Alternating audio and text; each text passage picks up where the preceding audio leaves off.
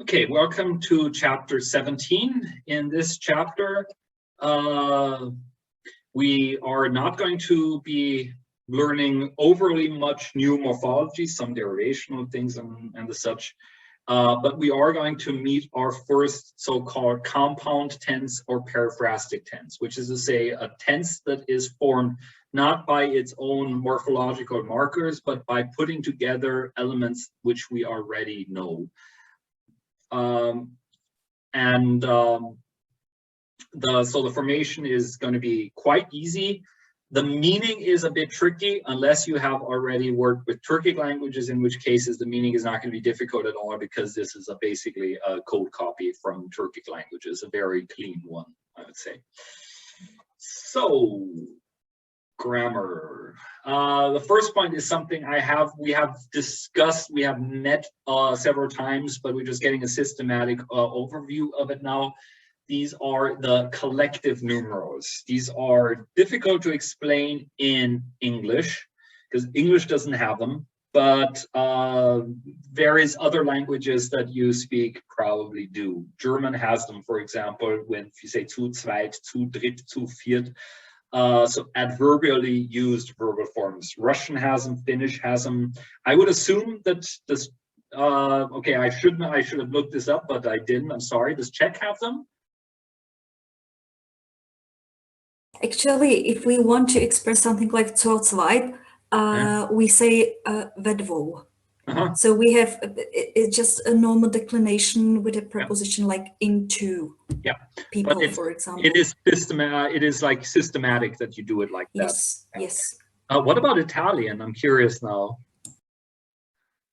I think it's somehow similar to Czech. So we will say siamo in due, in tre, in quattro. So with a preposition plus the basic form of the cardinal.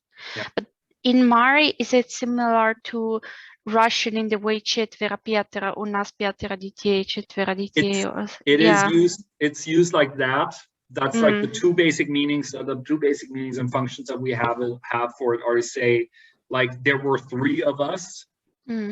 Where in German you might say wir waren zu dritt or so, and also just if you use it adverbially, like you did an action in a group of so and so many people. Like in German, it would say it's like wir sind zu dritt ins Kino gefahren or something like that. Like the three of us went to a cinema, and it's always very artificial and tricky to translate this into English because English just doesn't do it. But we mostly can hopefully understand what the function is of these. So, but the formation of these is using the format, the instructive N, which we have met over and over again, attached to the long form of the cardinal with some irregularities occurring with the number 2 and the number 10. Other than that, it is perfectly regular. So I'm going to do the irregular forms and let everybody else do the other forms. So for 2, like as to zweit, it is kochten. So the schwa drops out in the second syllable. In other numerals, it does not. So this is just here for 2. The usual thing that the more commonly some element is used, the more irregularity it allows for. So then the other forms. Valentina, 3. Kommeten. Yep. Sandra. Nileten. Yep. Luan. Visiten. Samo. Gudeten. Yep. Sonia. Schöneten. Yep. Valentina. Kandashiten. Kardashian, just no. Right, because Kardashian. You don't have the T. Yeah. Sandra. Indeshen. Yeah, and then I'll do the next one. That's here. It is Luan. Here, even though we usually don't want a binding vowel, this is this thing. Now I'm having the problem of having too many courses. I don't remember if it was in this course or if it was in my German language course that I discussed this. That sometimes after monosyllabic stems ending in U and Ü, you do have binding vowels where you otherwise wouldn't. So it is then Lu and. But in some dialects, you will also encounter Nun without the binding vowels here. Kelvin asks if collective numbers are productive up to large numbers or if there is a possibly fuzzy cutoff. There's no cutoff with these collective numbers, but there are some other like inflected forms of numbers where like the forms that are used for like the three of us, like in some cohesive form, where you do have indeed a fuzzy cutoff point, which is that the higher up the number gets, the more speakers start to have a bit of an feeling about it. But we can, in the corpus, we can still find it sometimes for the higher numerals, but the higher the number gets, the less they are used. So with collective numbers, there is no, I wouldn't say that there is like a line where it's cut off, even a fuzzy one, but I am sure that you would find statistically that the higher the number gets, the rarer it is to find a collective numeral form. Like we traveled in an airplane in a group of 300 or something like that. I don't think you're going to encounter that very often. Yeah, so I think it was then, yeah, Luan. Laat ikten. Laat ikten, and then Samo. Colon. Colon, very good. Which could then also be past tense form of she, he, they, or heard. But yeah. Is there a collective, or can it also mean two each as well as? No, there are own forms for that. We'll get to those at a later point, for like distributive numerals and stuff like that. Okay. So, and an instructive N to create adverbial forms can also be attached to quantifiers that are not cardinal numbers. Like if we have shuko many, shagal few, manyare how many. We can also here then have these collective forms that are used in the same function, like shukan, in a group of many people, as many people, shagalan, manyaren. Like if the context that Valentina mentioned, like when we say, like in Russian, if you say there were three of us or so. If I ask you how many of you were there, I could ask te manyaren lienda or something like that. Like how many of you were there? Okay, so much for the collective numerals. There, unless I'm mistaken, in the text. Yeah, Gopal. Yeah. So I had a question. Is it like, so for instance, is Koktan used in a sense of like, the both of them, or like both of us did something in that sense? Yeah. Yes. Right. Okay. So. Yeah. Yeah. It's yeah. like. Oh, sorry. Oh, yes. So, yeah. Sorry. Like I'm just wondering exactly how it's used. So both of them, or all the three of them, did something. Is it only in that sense, or is there any other sense in which it's used? So there are two basic functions, and the one of them is if you want to use a number word as an adverbial. Like if you want to say, we went to the cinema in a group of two people, like two of us went to the cinema. And like it's very difficult to explain in English because English doesn't do this. Samor, I'm curious, what about does Bengali have something like this? I don't think so. We have like classifiers that can roughly be used in this way, like East Asian style classifiers, but I don't think it's like exactly this. Yeah. Yeah. Because, so I'm wondering, because in Tamil you can use the like the and critic, like art, with a meaning of the both of them or all the three of them together. But that's the only sense in which it can be used. I don't think it can be used in an adverbial sense. I mean, unless, yeah. So in Mari, the at thing, you can combine it with these collective numerals, but it is not, let's say, essential from its base for the function. And so these are more Kevin's explanation, you can say you can sort of think of it as a non-iterative version of 2 by 2 if you're having trouble getting an idea of what collective numerals feel like to use, but that's still not the same. Yeah, I mean, it really is. It is tricky if your language doesn't have these exact forms, and if your language does have these exact forms, it's trivial. Like for the German speakers, this is not at all difficult. So, but it's like if I said like we went to the cinema, we two went to the cinema, and you want to have the to function as an adverbial, defining the manner in which an action was carried out. That would be a context in which you use a collective numeral, for example. If the to is not the subject, but is like an adverbial specification of the verb, how the subject, in this case we, did the action. Somebody was trying to say something? Like no, so like I just want to ask you if there are any example sentences for this that may. Okay, give me a second. This is again something. This is something I would refer you to the learner's grammar. I'm sorry, there are none on the slides. I should have put that. But the learner's grammar should have an own section for this. I'm looking it up. Give me a moment.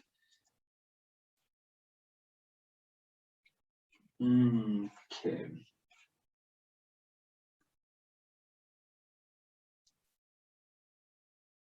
Yeah, there are some examples in the textbook chapter also, but give me a moment for more in the learner's grammar. Okay, yeah, wait, I have to redo the screen share. Give me a moment.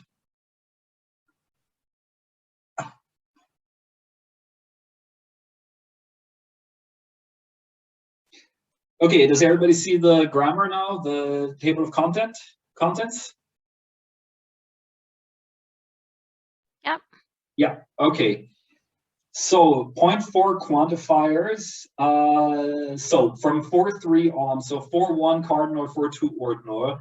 After that come all the other forms, where we have then both forms that Reka mentioned, from Turkic languages. We have the Mari counterparts of those. And we also have some forms where we will observe the phenomenon that Kelvin mentioned, that you have special forms of numbers where you have a fuzzy cutoff point. The higher you get, the less naturally seen. But collective numerals, this is what we would want. So that's then page. Well, why did that reference took me to the completely wrong page? Why was that? Okay, this is a weird thing that the PDF just did to me. I hope it's not corrupted, because if it is, I need to fix this. I don't want to have to fix this, but let me see. Collective numerals, page 117. Huh. Yeah, this is corrupted. I have no idea. The table of contents is corrupted. But I can find it here by scrolling up. Sorry that I noticed this in the middle of a class, because this needs some serious fixing, but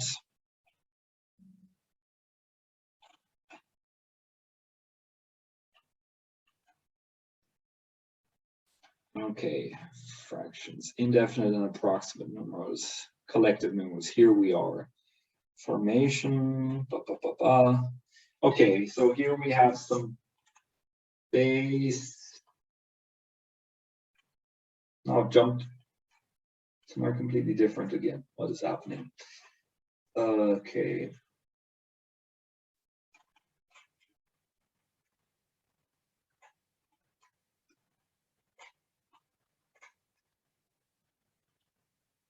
Okay. Here we go. Okay, the page number was right. The reference just somehow took me to the wrong place. I don't know. I'll have to look at this later. Okay. So if we are saying like here, like there are 7 of us from our region in total in this example. So from our region, this would be like if there's like some meeting, some Mari meeting, and the people from various different regions. from our region, in total, we are in a group of 7. There are 7 of us. This is then the usage that Valentina mentioned when you say like there are X of us or so. That's one where you use it.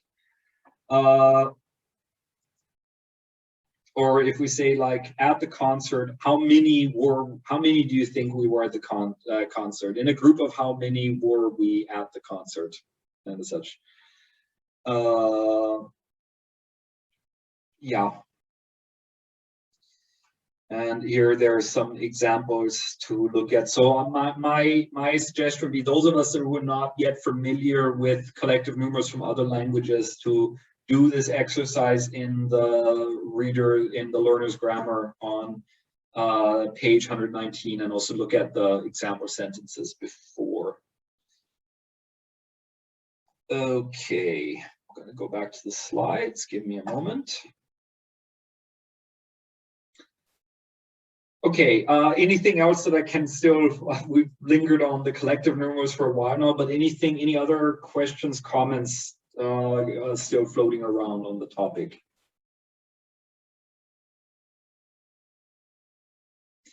Okay, but I don't know if this is useful, but the best, like the simplest rule I can think of is, if you want, the question is, do you need an ordinal number or do you need a collective number, numeral? Is to look at the syntactic position in a sentence. If something is a subject or an object, then you want a collective numeral. But if something is an adverbial specification of some sort, if you already have a subject or an object, like if you say, we went to the cinema, we 3 went to the cinema, and you have the we as the subject, and you need the 3 in there somewhere, that's then a good indicator that it's the right context for a collective numeral. Okay, yeah, sorry for this headache, and this is something where it's really tricky with a heterogeneous group of students, because some people absolutely know this already, and for some it's completely new.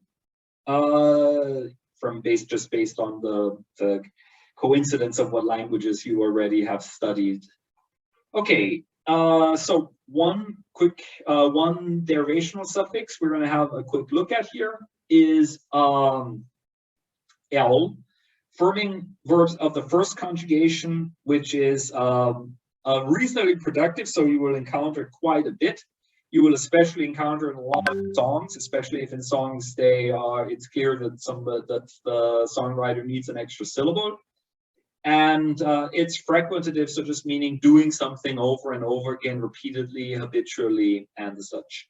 So if we have ishtash, to do, we could have a form ishtelash, and this is then first conjugation, regardless of what the base word was. Even though, okay, there are second conjugation verbs here, but that's pretty much a coincidence. So this is to do something repeatedly. We can have chongeshtash, to fly, and then we can have chongeshtelash, which would be then something like to fly around, to fly repeatedly, or so. Tarvanash, to move, intransitive, and tarvanalash, like to move around, to do a lot of moving, something like that. And okay, it's like in my English translations, it's tricky to really render this fricative meaning, because English does not have a really productive fricative marker of some form. But here it works somewhat lexically. If we have shindash, to put something somewhere, shindalash might be like to place, to put things, to arrange or so, to do a lot of putting of things in different places. Yeah. So like, just to give an example, like if I have, like, just from the word to name. So if I, for example, have a baby that has to name, and I'm deciding that I'm going to name this baby Yevdokia, very contemporarily commonly used Russian name, not really. But then this is like just giving something a name. But if I have like a situation, and this is something that you have in Mari, that the Maris have all kinds of different names for rabbits or hares or whatever, and the such. If you look in the dictionary, all the terms that I give here, these are all terms for the rabbits, that are used in Mari. that we have the merang, the usual name for a rabbit, but then you have all these metaphoric ways to refer to a rabbit. Like you have küçük yol, which is short leg. You have kuju yol, which is long leg. Where I think, okay, make up your minds. How do you want to specify the legs of a rabbit? But you have all these, or like then it would be like cross-eyed or split nose or front tooth or short tail. All these metaphoric ways that are used in reference to the rabbits. And I would really like somebody with a background in anthropology to explain this to me, why the rabbit and specifically has so many it's an urban legend that the Eskimos have 200 names for snow, but it is not an urban legend that the Maoris have names for a rabbit. Sorry to interrupt you, Jeremy. So I wonder, they use these words as appellatives. So these are not like names they would use if they had a pet rabbit, but they really, like when they speak about rabbits, like we have 5 rabbits in the yard, and then when they grow up enough and they are fat enough, we are going to kill them and eat them. So they can, when they speak about them, they can use all these sorts of. These, my gut feeling, without having really looked into it in specifics, is that these would be more names used for wild rabbits with which one does not have a closer connection. So it is fairly close to what you have, like the whole taboo terminology question, which you have all over in, let's say, Northern Eurasia for wolves and bears. Up to and including the Germanic languages, where like the word bear goes back to a term meaning brown, unless I'm completely mistaken, and that the original stem for bear, the Indo-European stem, was lost just because the metaphor. And like in the Slavic languages, where bear tends to be something like medvěd, the honey eater or so, with sort of the belief being that if you name an animal by its name, it will hear you, but it's basically calling Voldemort, you know who, just what really happened. But Estonian has a nice case for this, like how you have the metaphoric term for the wolf that is used is just the German word for dog, Hund. That I don't know. The assumption is that the wolves they'll understand us if we speak Estonian, but there's no way those creatures understand German, is there? So let's just use the German word and we're safe. Are any of those terms for specific breeds of rabbit? No, they are not. That there are all kinds of specific terms for specific breeds of rabbits. These are all just generic rabbit. And I do not understand why metaphoric, if this is like a metaphoric thing, why metaphoric terminology would be such a big thing for rabbits of all animals. But yeah. Corpus search for various terms for rabbit. Yeah, that would be a good topic for a thesis at some point. Sandra? I was wondering if maybe this is something akin to all these names for animals you have in German. Like for the rabbit, you have Meisterlampe. So are they maybe used in stories, or if you happen to strike up a conversation about rabbits with an everyday person in Yoshkar-Ola, they would also use those? I think there is that this is touching upon that you would especially encounter these in stories and the such. But I also think it's like if you're a farmer and some rabbit that you didn't see, I don't know what rabbits get up to in their free time. You're going to notice this in these next 2 chapters that I'm quite agriculturally illiterate. But like if you have like that a rabbit was, I don't know, it nibbled on your pumpkins or whatnot, and you want to tell this to somebody else that some rabbit nibbled on your pumpkins, I could imagine that you would use some of these terms. But I'm getting a bit off topic, pretty off topic. The reason why I had this example is like if you're just naming a child one name, if you're giving it one name, the verb you would use here is lumdash, just to name. But if you use the verb lumdalash, that is calling something names, using various names for something, and then it has the same metaphoric meaning that English calling names has, that it is like insulting somebody also. It can be like just finding various insults for something that you have. Then the frequentative form of lumdash to name lumdalash has this same meaning too, of like teasing and such. Okay, that's all I have on the topic of this frequentative suffix, which brings me then to the next topic which I want to look at, and this is again revising something which we have looked at, and that is passive participles in combination with postpositions, specifically now temporal postpositions. So if we have temporal postpositions in the meanings of before, during, and after, and we want to attach them to a noun, we could say, for example, we have pairem, a party. Remember those. So if we have like pairem, the party, we want to say before the party, during the party, after the party. We have our postposition dec oncic, before. And these are these so-called a compound postposition. We have a bunch of these in Mari that technically consist of the postposition dec, from, and then an adverbial element like oncic, before, or so, from, before, or so. Then we have the postposition godem, during. And we have the postposition dec vara, another compound ones afterwards. And these three we could attach to noun instead to say like before the party, during the party, after the party. But what if we, as a reference for these postpositions, we don't want to attach them to a noun, but we want to attach them to a verb, like let's say sleeping. We want to talk about what happens before sleeping, during sleeping, after sleeping. Sleeping, we had malash as a verb. And now we want to put a verb into a slot that is actually usually reserved for a noun. And to do this, the standard way is to turn the verb into a passive participle, and then it becomes compatible with a nominal slot. So we have, for example, malame, sleeping. Yeah, it is a very nice, pairem is a very nice Turkic loan. So we have malame dec oncic, before sleeping, malame godem, while sleeping, malame dec vara, after sleeping. And we can, in these cases, also indicate the person doing the sleeping by putting a possessive suffix on the participle. So we could have like malamem dec oncic, before, like my sleeping, before, so it's before I slept. Malamem godem, while I was sleeping. Malamem dec vara, after I had slept, or something like that.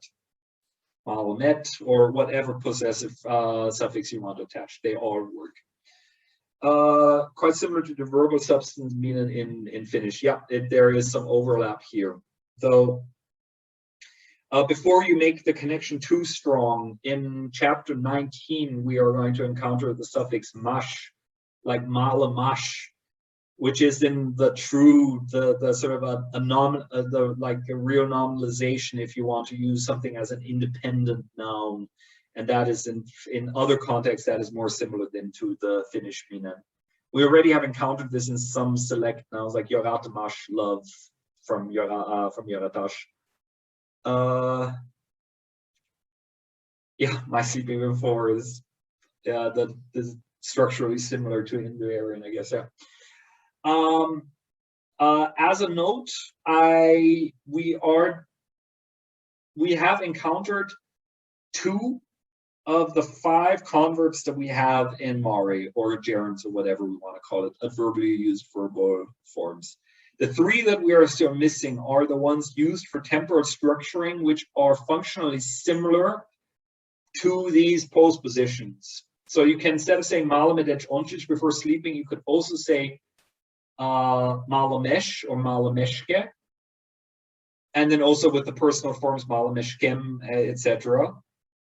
Instead of malame godem, you could also say malashala while sleeping.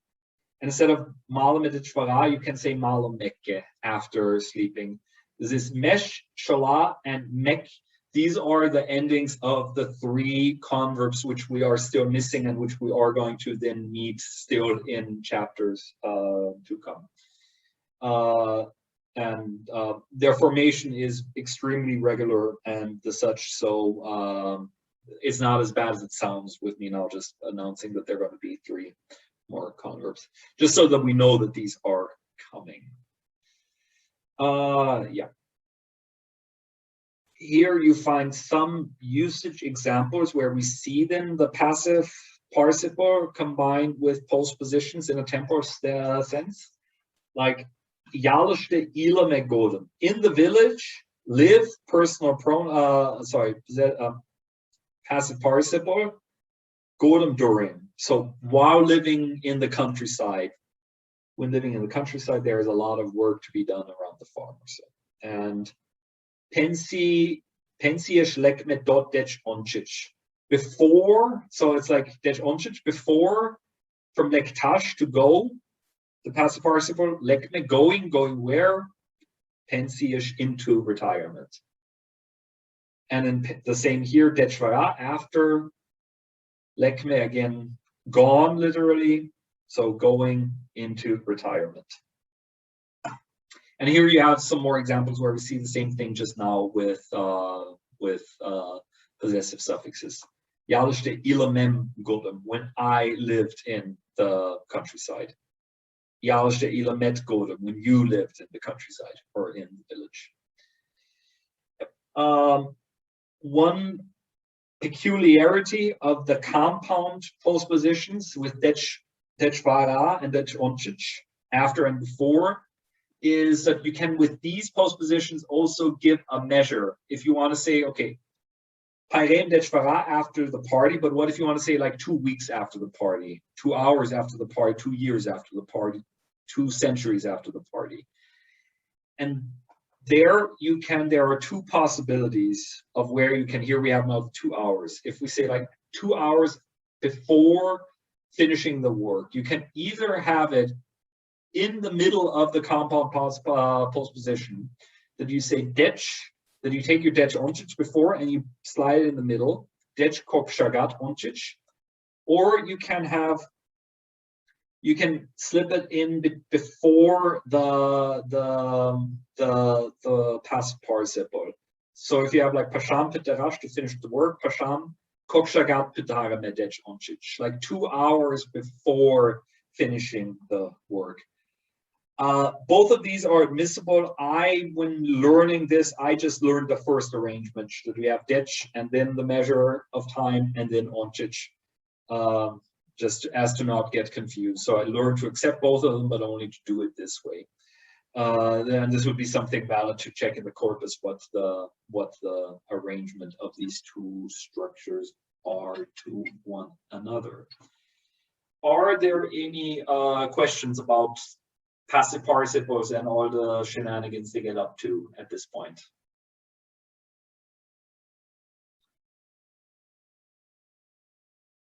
Okay, if not, then I will progress to the first compound past tense that we are meeting. You will, in other sources on Mari, you might find this as the first compound imperfect.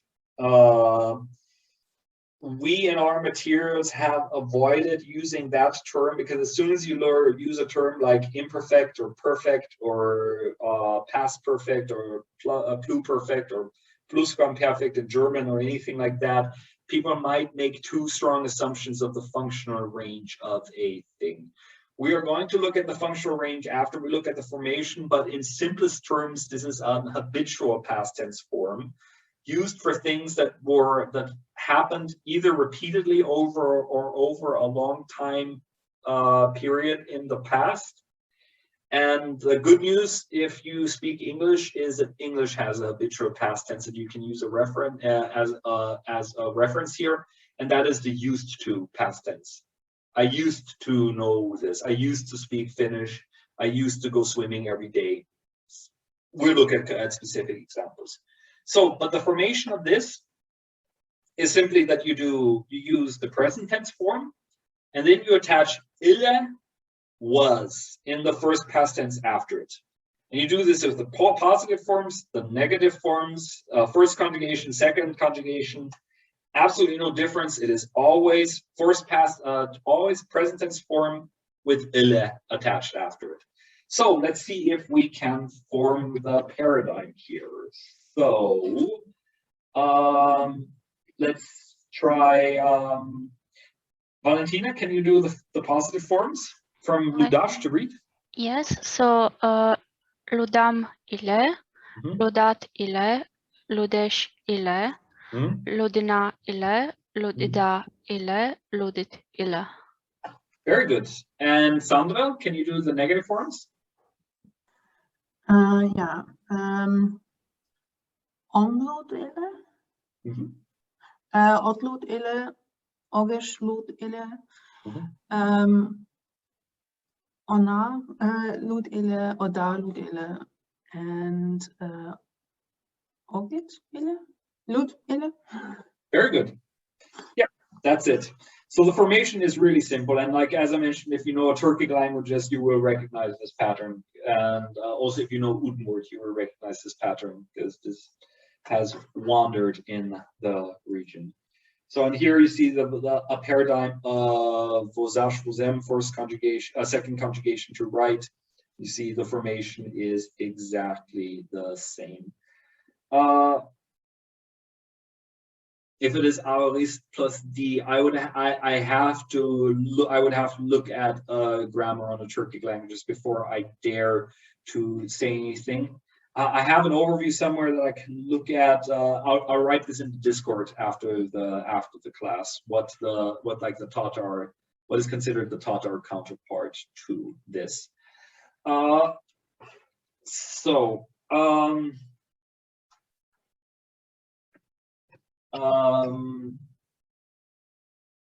Yeah, and here this happens relatively rare, but it can still be here just as an overview.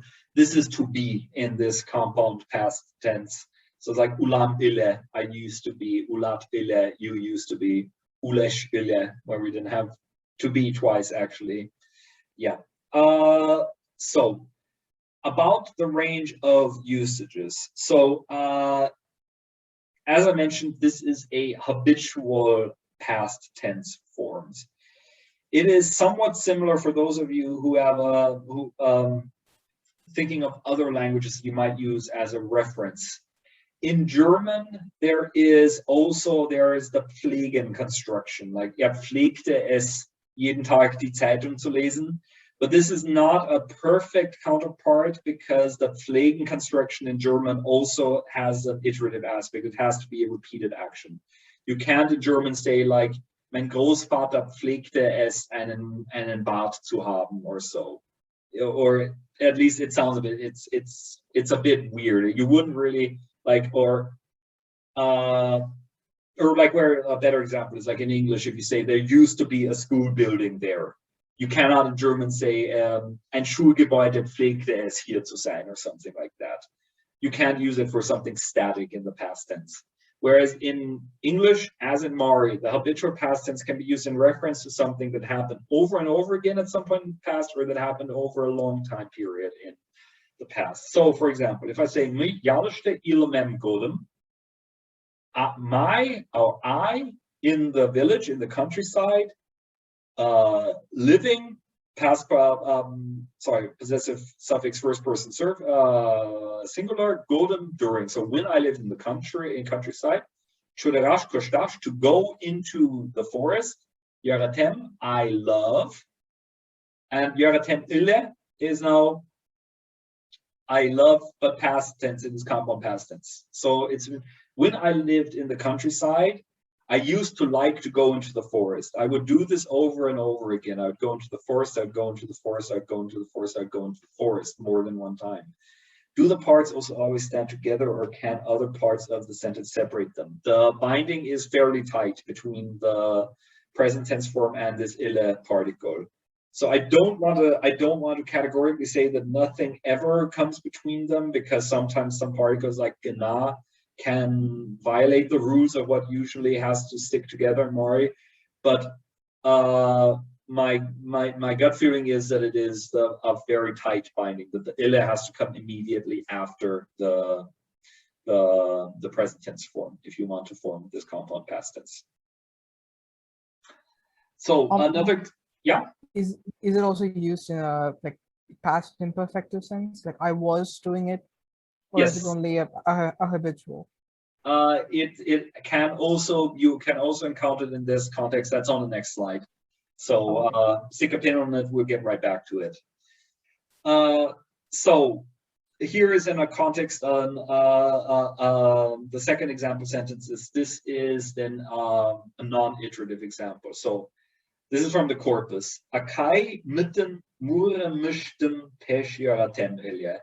So Akai, elder sister, but in the vocative form, so it's probably my older sister. And in the mut, the collective plural, so my sister and her people. So this would be like my elder sister and her friends or whatnot. Maybe they had some group with which they would always sing. Their mure mishtem, so murash to sing, muremo, passive participle again. And so they're singing, possessive suffix third person plural, so they're singing because the possessor, and accusative, because this whole thing is then an object. I love, but I loved in this habitual past tense form. The singing of my sister and her peeps, like my sister and co, how they sang. And this is referring to like I used to love how my sister and her friends would sing. And this is now not a repeated thing. This is just one thing that lasted a long period of time.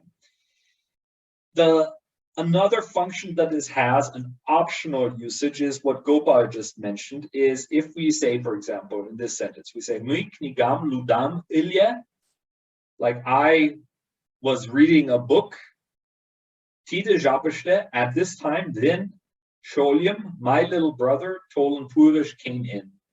So here it is, in this case, it is used more analogously simply to the past continuous in English. I was reading a book when my little brother came in. And I say it's optional in this usage situation, because here you could also just use the morphological second past tense to say that. I would perceive nothing wrong. Okay, we'd have to check this with my more native speakers, but you could also say something. I would say my knigam ludenam kunam sholim tolam purish, when my little brother came in the door, or so. Okay, any other questions, comments pertaining to the compound past tense one?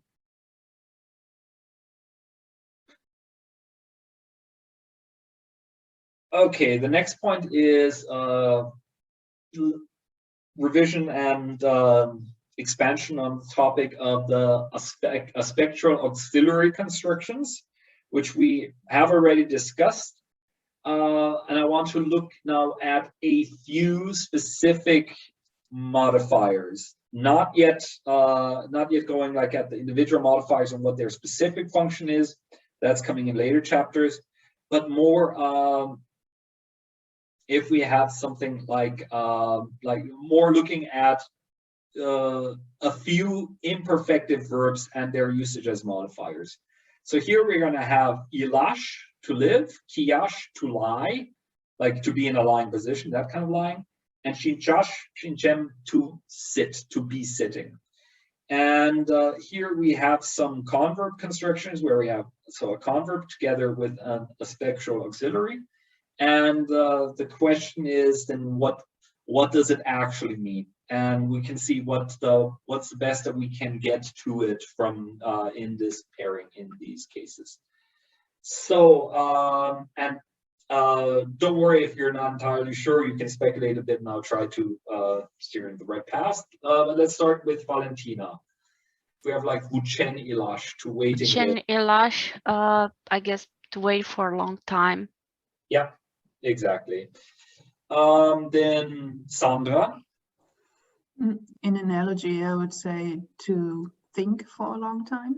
Yeah, like to think it over. Yeah, like if you have something, you have like some big question in your life, and you say, I'm going to have to think about this like a few days before I decide if I'm going to take a job in Finland or whatnot, then Shonen Ilash would be a good thing to pick.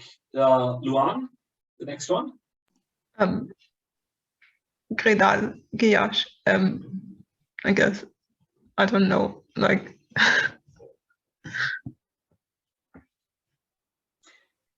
Yeah, so this might be if you have like a long-lasting conflict with somebody, like to struggle, or there's like something that you're fighting with as a general thing, like, or let's say if you have anxiety and you're fighting with your anxiety, but it's not something that you're just doing now, it's a part of your life, then you would could use something you're like, I with my anxiety, or with my, if you have some other fear, like let's say claustrophobia or something like that, or agoraphobia, or whatever, that you are fighting with it, you're struggling with it in a longer sense, then this would be a good usage situation with that. Samo, do you want to try the next one? Yeah, Rüzgin Kiash, to keep making noise. Yeah. You said to keep making noise? Yeah. Yeah. Like in a law, like if you're talking about your neighbors, for example, and they're always noisy, and it's not just they're making noise right now. If you just describing it as a situation, then that would be a good tip. Sonia, the next one.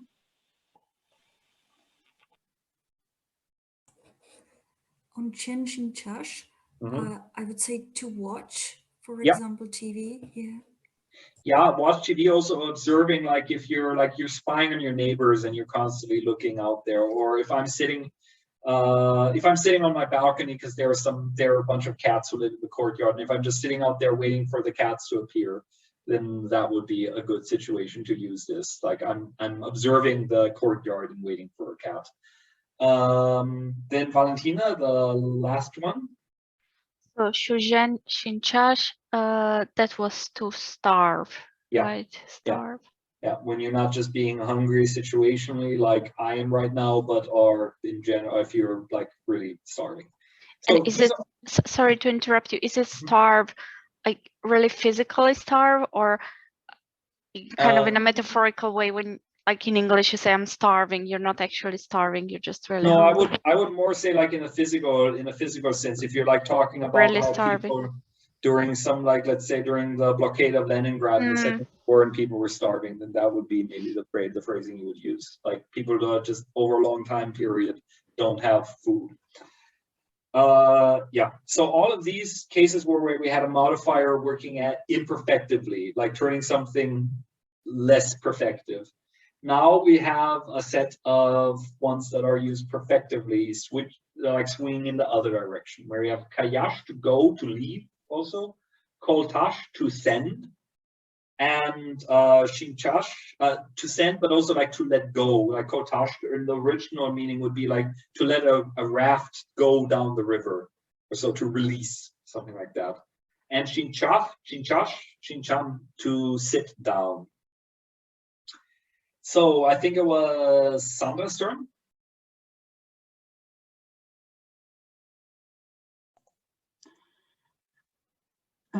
Sorry, I just can't see. Okay. To burn to the ground. Exactly. So we're going to encounter this in chapter 22, unless I'm mistaken. We have a little history of Yoshkaola.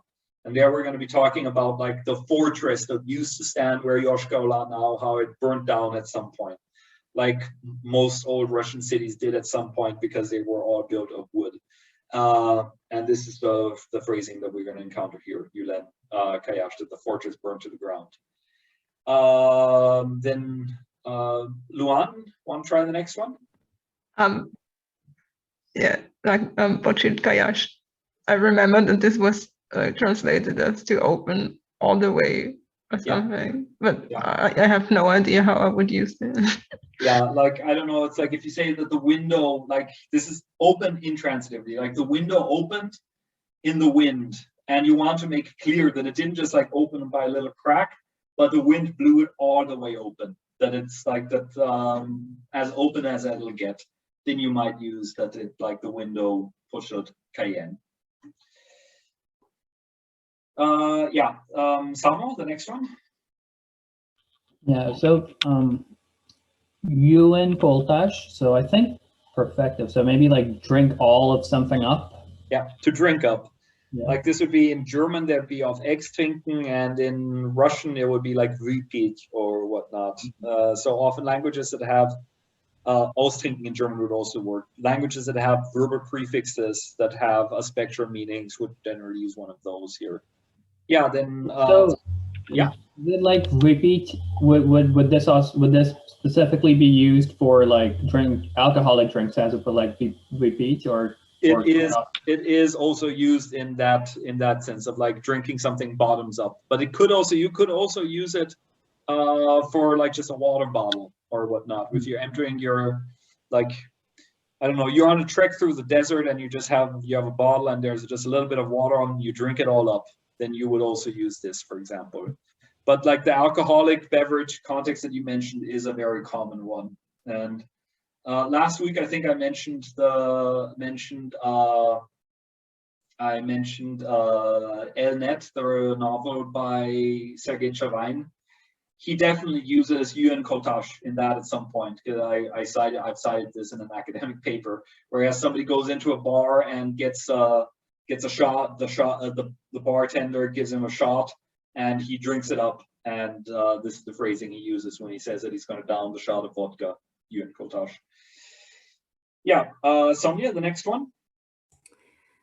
Koltash. To be quite honest, I don't know. It's just kissing. I would say cry out. Yeah, to start crying, to break out. Okay, so to burst into tears. Exactly. Something like that. Yeah. So koltash sometimes also has this meaning of inquisitive, an inquisitive meaning, starting something, beginning something. This is something when we eventually look at the individual modifiers, we're going to see the perfective, imperfective. This two-way distinction is not adequate. I mean, if it was adequate, we wouldn't have a few dozen verbs that are used like this. They all have other fine aspects. And one of them is that you will also with perfective markers, you will have sometimes distinctions on if something is used with the focus of beginning something, or if it has the focus of ending something. And it's not clean, like here in the yывырtаш, we have the same modifier here clearly used to end something also, but oftentimes koltash is used to begin some action in some way. Yeah, Valentina, do you want to try the next one? Yeah, so we have çevirgen şinçaş, sit down plus turn red. So that would be to blush, I guess. Yeah. If you go completely red or so, like something embarrassing happens and you go completely red, then that's what you would use. Whereas if you just use çevirgen, it could be like, I don't know, you were out in the wind for a long time and your face is slowly getting a bit red or so. Yeah, and Sandra, do you want to try the last one? Vision şinçaş. Sticking it down.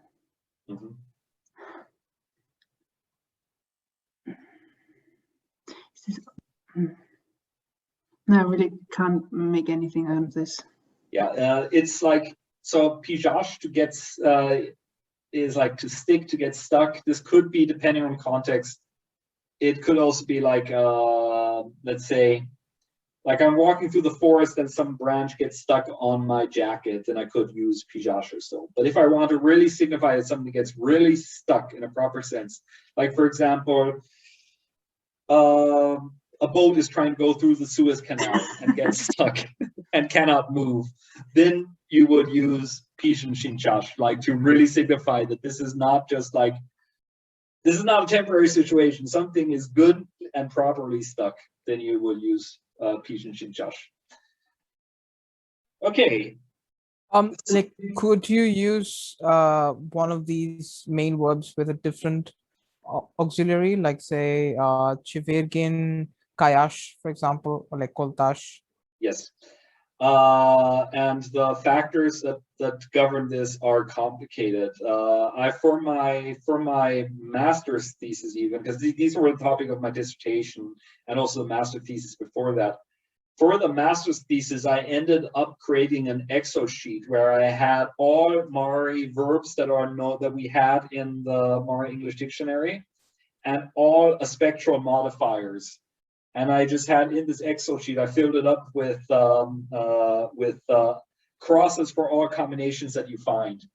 And you find there are some verbs that you find in combination with a whole lot of different modifiers. And then it becomes somewhat tricky to differentiate why does one use the one or the other in an individual situation. Okay. So with these spectral auxiliary constructions, at this point, my main goal is just to really drive home that you do not have to literally translate these pairings element for element if you want to have a meaningful translation into a language other than Mari. But we will get back to these over and over again. Somebody wanted to ask something still?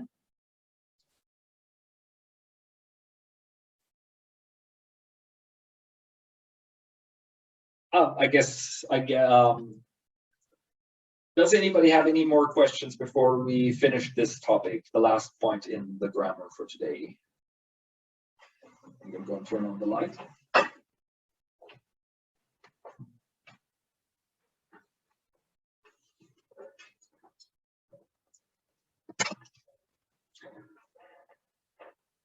Okay, if not, then I'd say we get to the words and word usage, where we just have a few quick notes. So first we have some new stems here with leash, the stem leash, and the stem münde, meaning near, münde far, and kӧrgӧ. Kӧrgӧ is a noun meaning the insides. So das Innere in German, for example. Inflected forms of kӧrgö are used as postpositions, like into something is körgüs or körgüske. From inside of something would be körgögüç. And with leash and münde, we have the endings of the unproductive row of postpositions and spatial adverbials that we first encountered last week. That we have liške is near to something, lišne is nearby something without indication of movement, and lišić is coming from something. So these are just some own lexical, some new lexical items that should be learned that fall into this. Well, the first two that fall into the unproductive row. With körgö, these are the productive forms. It's inflected like any other noun, so one should here mostly just get used to the usage. Like if we have the dog that is on inside here. Yeah, so if I can say like Mien Yoltashem, my friend Mündirne ila, they live far away. Peshmündet, from very far away, Kayakla, like a bird, Tolanam unala, I came as a guest. Or Kyrgyzstan Yushta, it is cold in the inside. So okay, here these are now all adverbial usages of it. When one uses them in a postpositional sense, what is a bit tricky is that with mündir, mündir likes to have dech before it, that you again use it more as like a compound postposition, like far from. Whereas with leash, dech is facultative in the usage. It can be used, but it doesn't have to be. And sometimes it is, depending on the case, sometimes it is also dekep. This is making things too simple. So you could have like kol ser liške tolesh, the fish is coming, or the fish come, ser liške, close to the shore. But in other cases, you also find me, on me, I won't go, pi dek liške, close to the dog, or pi liške also works. So the dek, you can have it, but you don't have to. So yeah, again here, just expect some variation within the text. Okay, the next point is that we have a number of adjectives in Mari that by their government want the dative. Like if we have poyan, rich, paidale, useful, and tale, talented. rich, if you say that something is rich in blah, blah, blah, you use the dative. Mariel, Choderalan Poyan is rich to the forest, rich in forests, a lot of forests. If you say salad, paidale, useful, good. Tazalaklam, for the health, dative again. So salad is good to the health, basically. And if I say tudo, shihile, tale is skilled at what though? Chilalam, to everything, at everything. Yeah. So this is just their government. The next 2 points in the textbook, I've summarized them here on the slides, is references to animals, especially by like the how you refer to male, female animals and animal young. So there are 3 words that one needs to learn here, which are often encountered then in compounds. We have ava, mother, which is also used as in reference to a female animal and also as an adjective, female. Yes, Rika mentioned paida is faida. Yeah, that's what it is. And taza also. Yeah. Lots of like, I mean, if you have a Mari word with an A in the first syllable, odds are that it is alone. So if we have paida and taza, and yeah, in those cases, the Turkic words are right there. Okay, but back to the animal. So ava is mother, but also a female animal. This only works with the mother. It doesn't work with the father. A cha is not used like this. Here we have a word uzo, which means it's male animal or male, but it is only used for animals. And for the young, we have a stem ige, which is like, it can also be like a sprout or something like that, but usually it is just an animal baby, and it is used for all different kinds of animals.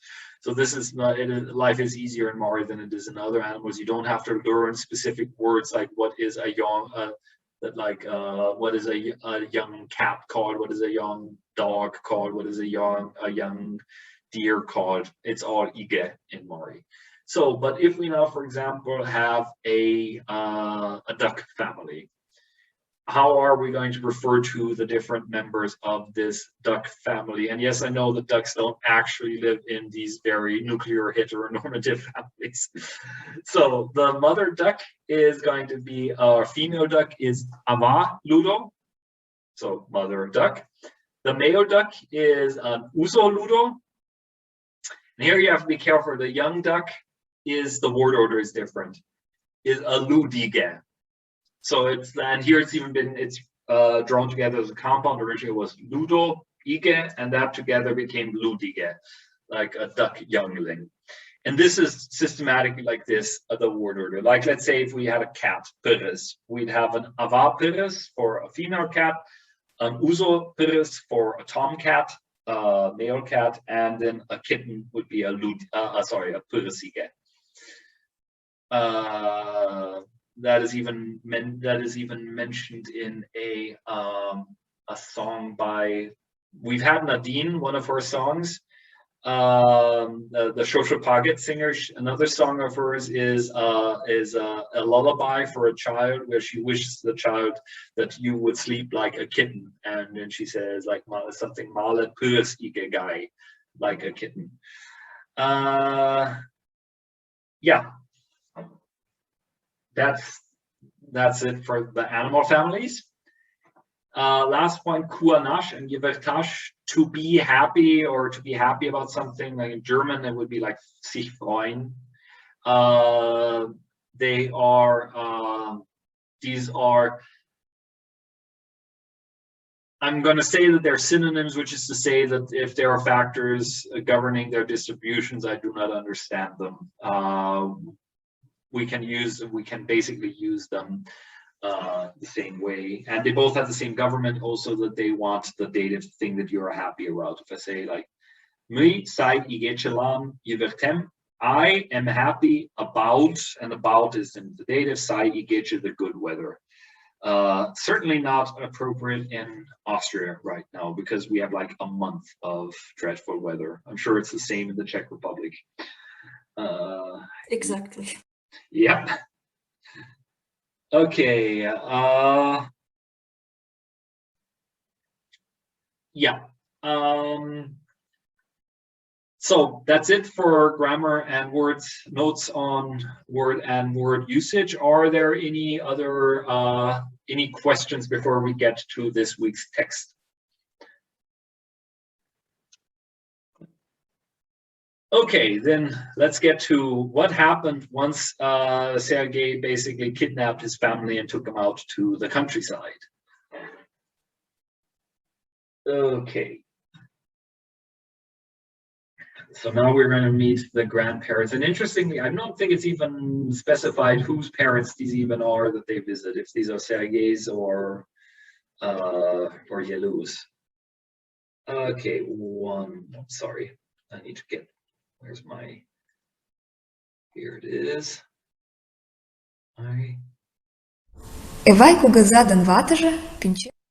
Can you hear that? Okay, very good. Okay, so sound was out. I'll take you off the list. So the ordering is going to be Zois, Valentina, Sandra, Luan, Sonia, and then from the top. So let's start with Valentina gets the first sentence. Play it again. Яласа суртышты. Эвай кугызадын ватыже Пинчер ялышты илат.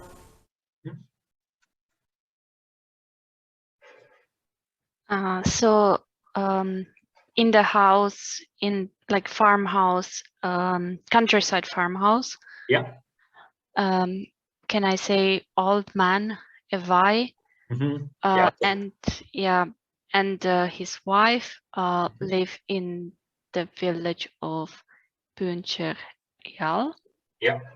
So Püncherjal, just a note here on the place names is so, oh God, I'm so terrible with these. Püncher is a Pine tree. What? Pine tree.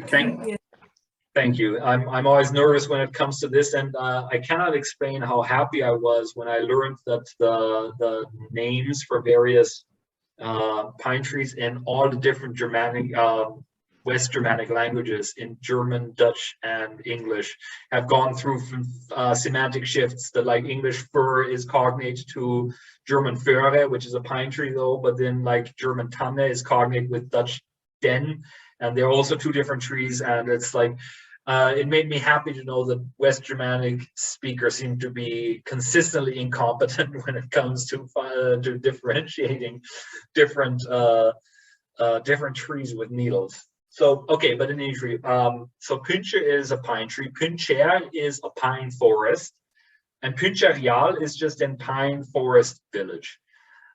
Of course, the place names, most place names in Russia are, okay, some of the like larger towns will have older names, but newer towns or so, they will officially have often Russian names. But often the Russian names are fairly transparent, and a very common place name in all of Russia is Sosnovka, which is in going back to the Russian word for a pine. Is it something similar in Czech? Yes, it is, but actually these place names include like containing this element sosna. They are not very frequent. We have more place names containing trees like oak or lime tree, for example. Yeah. But in Russia, Sosnovka is a very common place name. You have it all over. Like if you go on the Russian Wikipedia and look at Sosnovka, you're going to have Sosnovkas all over the country. But oftentimes you'll have that if you have a transparent Russian place names, the Maris will in Mari systematically use a translation of it. So like this Püncherjal that we have here is allegedly somewhere on the Elnet River in the Eastern Republic of Mariel. And in 2014, a group of students and I went to a village in Bashkortostan called Sosnovka officially, which for the locals was also Püncherjal. So there are several, that Mike met, where Mike was in the group of students where he went there. And it was Püncherjal for the locals there. So yeah. But in any case, enough about Pincherial. Sandra is up for the next sentence. Пинчер-ял изи мотор ял, Элнет сереш верланен.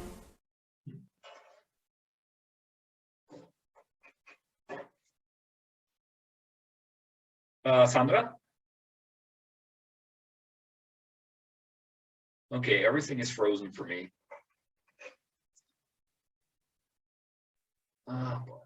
Okay, sorry, I must have had a hiccup in my internet connection. Everything was frozen for a few seconds, but I think you are back. Sandra, can you translate it again if you are ready? Okay, I wasn't sure if it was mine or yours. No, it was on my side. Yeah. Okay.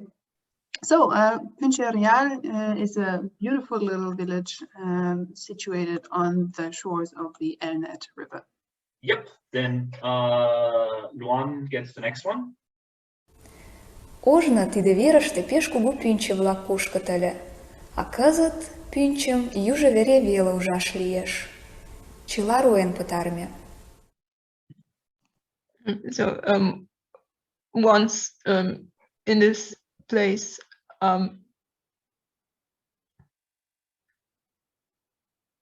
really big pines used to grow there, but now in some places only few can be seen. All of them were cut down. Yep, exactly. So now only in some places can they be seen. Yeah, then Sonia up next. Эвай кугызайын пӧртшӧ мӱндырчынак коеш. The house of like Grandpa Evai is seen or is visible from far away. Yep, and then Valentina again. Пӧрт ончылно ладыра куэ кушкеш. Пӧрт воктене сад-пакча, а сурт шеҥгелне ужар олык коеш. Yeah, so in front of the house there is a kind of leafy, can I say, a big birch. Then next to the house there is an orchard, and behind the farm building you can see a green meadow. Since we were talking about loans, Sad-Pakcha is an interesting one because it's like Sad is the Russian word for garden, and Pakcha is the Turkic stem for garden. So it's like two loan words meaning garden sticking together, and it means orchard. It works. Okay, Sandra, next. One moment. Ял лишнак кумда пасу, лоҥга чодыра.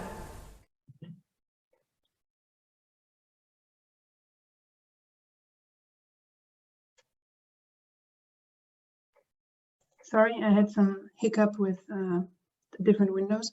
Can you play it again for me? Because I forgot where we were. Yeah, sorry. Сад-пакча, а сурт шеҥгелне ужар олык коеш. Okay, that part Valentina had already done, but now the next one. Ял лишнак кумда пасу, лоҥга чодыра.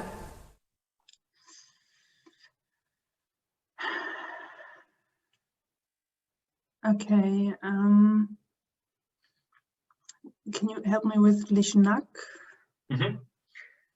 So we had Lish as the stem for close, and then we had the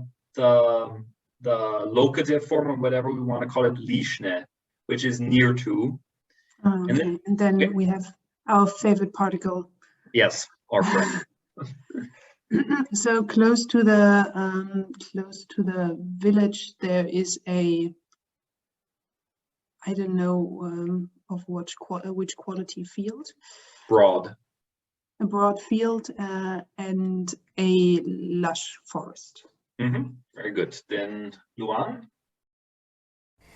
Эвай кугыза ынде самырык огыл гынат, пашалан пеш тале. So that's even though like was this grandfather now or Yeah, like old man. This is something. This is a bit tricky to translate because we just don't do it in Western languages. But it's like you know, further to the languages further to the east like to do this. Like even Hungarian likes to do this. That you often have like just you use terms of like for relatives, in reference to to people, and like Ivai Kugaza, it's sort of like old man Ivai, but of course we would not refer to like some old man that we know as old man Ivai. So yeah, probably the mother you would just say Ivai or so. okay, so even though Ivai is now not young, wait, he's skilled, very skilled at his work. Yeah. Oh. Long pine, yeah. Oh my god. Yeah, that was right. Sonia is up next. Пенсийыш лекме деч ончыч тудо мӱкшӧ тарыште пашам ышта ыле.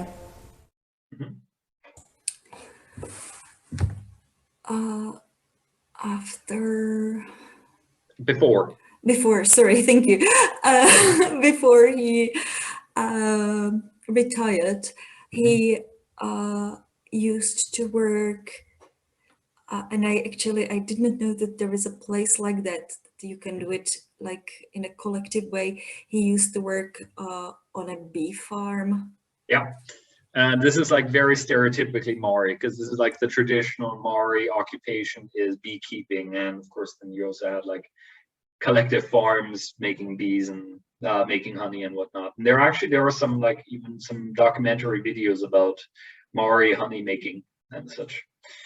Yeah, then Valentina. А кызыт ватыж дене коктынат пенсионер улыт.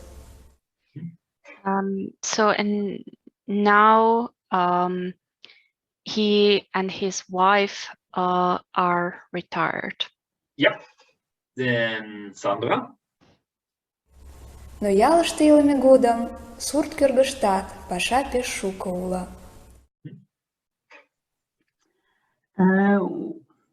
When living in the countryside, there is a lot of work around the farm. Yep. And Luan. Эрат касат йол ӱмбалне. From morning to evening,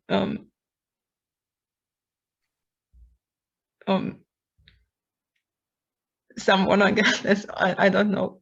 Yeah, who was talking about.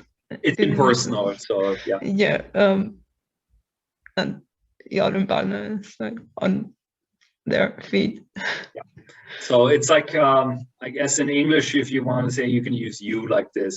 You're on your feet from morning to evening. So it's like just a general statement of what life is like, not in reference to a specific person. Sonia is next. Эрден эрак Эвайын ватыже ушкалым лӱшта. Эвайже сӧснам, лудым, комбым, чывым пукша. Like every morning or always in the morning. So Erden erak is just like early in the morning. Early in the morning. Eva's wife milked the cow. And I'm not sure about the form Evaja. Is it like Eva's she and Evai feeds the blah blah blah, or she feeds Evais? No. The animals. No, so it's Evai with the possessive suffix third person singular. But so like her Evai or whatnot. But this is more the possessive suffix being used in the function of like a part of a greater whole, and the greater whole that we had here is Evai and his wife, who somehow doesn't seem to deserve a name. Yeah. So it's like Ivai on the other hand of these two, but so here's what Ivai does.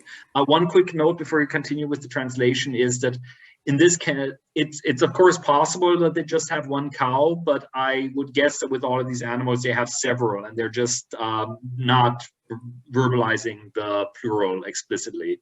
So it's like that she milks the cows, and now Ivai, what does he do? He feeds the pigs if they have more than one. Probably, ducks, geese, and chickens. Yep, very good. Then Valentina. Кечывалым нуно пакчаште тӱрлӧ пашам ыштылыт. So at midday they work or they do different things in the orchard. Yeah, and then Sandra. Мӱкшын чашат шуко жап кӱлеш. The bees also need a lot of time looking after. Yeah, exactly. I have probably a very stupid question, but if you've ever been to Scotland, you probably came across or have come across the word midge. If not, then you should look it up. I wonder if this is somehow related, because midge is a tiny little fly which can bite, and it's just sounds very similar to mix. So I wonder if there is any connection, like etymologically. I don't think there is, but there is an etymological connection between mücksch on the one hand and the English word mead, like honey beer or so. Okay. Because mücksch, it is the exact manner in which it is derived from the stem mui, honey, is unclear, but it does come from there. And mui is considered an Indo-European stem of some sort, like an Indo-European borrowing. And thank you so much. Yeah. And then so these and the honey stem, then we have it's like as wait, what isn't honey in Czech something like med or something? Med. Yeah. And the meat is medovina. Yeah. It's derived, made from. So and Thank like you. in English, the stem has not been kept for honey, but it has been kept for honey beer. So yeah. Okay, thank you. Okay, so I think it was Luan's turn, starting with Tevetachat. And one moment. Теветачат, Эвай мӱкшӧ Марта воктен шогылтеш. Уныкаштлан у мӱйым ямдылнеже. Okay, here I just noticed that the recording says something else than what the text says there. That Tanya in the recording says Yamdalanesia, and here it is Poganesia, but both work.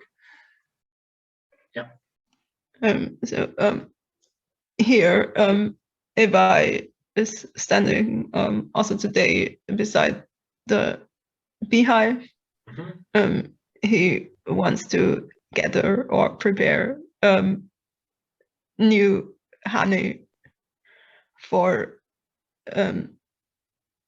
their grandchildren. Yep. Okay, then Sonia next. Мӱкшӧ Марта воктен шогылтмышт годым кенета шемеч опташ тӱҥале.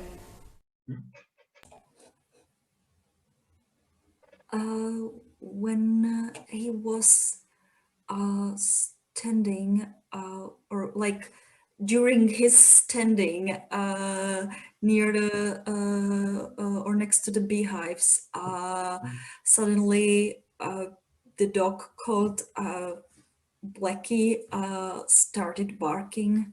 Yeah, exactly. Valentina? Лектын онча, шерге уна-влак толыныт. Елу, Сергей, Эчан ден Ануш. So he goes to see his dear guests have arrived, Yelu, Sergey, Echan, and Anush. Yep, then Sandra is next. Вайку газадын ватыже пеш йывыртеныт, вет нуно Сапаевмытым шукертсек вучат. Old man Evai and his wife are very happy. They have been waiting for the Sapaevs for a long time. Yeah, but they didn't know exactly when they come, so this is very typical Yal life. Everything has its own schedule and certain spontaneity, which if you're not used to it, can be a strain on your nerves. Then Luan is next. Шемечат Эчаным ужын пеш куанен. Йол йырже пӧрдеш, кидшым, шӱргыжым нулаш тӧча. Okay, the uncomfortable sentence for me. Okay, wait. What is Shemechat? Shemech is just the name of the dog, so it's like black. Okay. Oh, so okay, so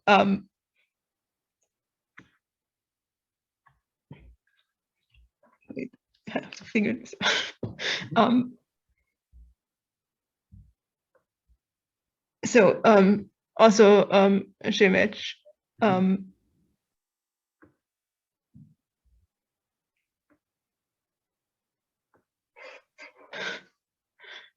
sorry, I don't know where to start with. Okay, element for element. Yeah. It's not that bad. So also Shemech, and then this Echanem Ujan. So saw. Oh wait, is this now a converb? That's It's a converb, yes. Okay, yeah, because I can't find where. Yeah. So also Shemech, seeing Echan. And then like being very happy. Okay, this is a bit tricky. This is a bit tricky.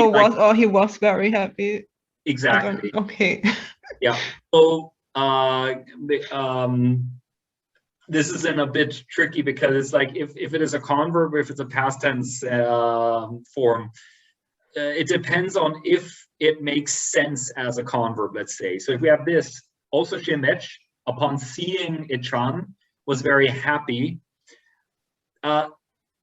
Yeah, okay, I mean, theoretically, you could also interpret this as a converb to this, but yeah, sometimes it is tricky, as you saw a few weeks ago when Boggy and I had a disagreement on song text, where Boggy was right then about what was the converb. Okay, but this is like the first half, and now let's try the second half. Okay, so Padesh is something to make circles. Yeah. I think then your food and your, I forgot. Around? Oh, so he makes circles around his legs. Exactly. So Shemech, the dog, is running circles around Echan's feet or legs. And what else is he doing? Kitchen shurgejum nulash tcha.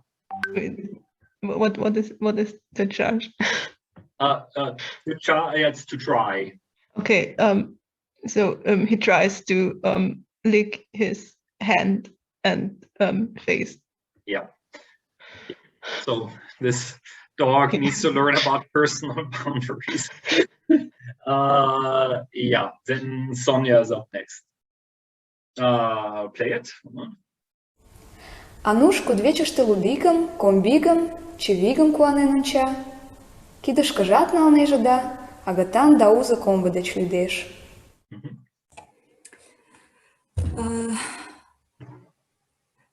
Anush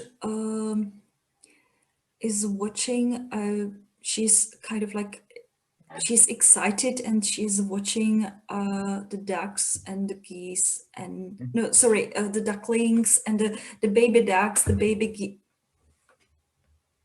whatever it is in English, geeselings or baby Goslings, geese, yeah. goslings, and little chickens. And she even wants to like stretch out her hand. She even wants to take them into her hands, like she wants to pick up. Yeah. Okay, no. Is it like but? She is afraid. Yeah, but she's afraid. Right of the cock or the rooster and the drake, the male duck. Exactly. Wait, no, the male goose. Oh, sorry, male goose. Yeah. Mm-hmm. I don't know if there is any word for that in English. Gander, I think. Okay, thank you. Yeah. But I mean, these are these terms that like farmers might use them, but like for me, I know the term gander and I would recognize it, but I would probably just say male goose if I have to. Yeah, then Valentina is up next. About combo Michiganders and Michigoose. Yeah.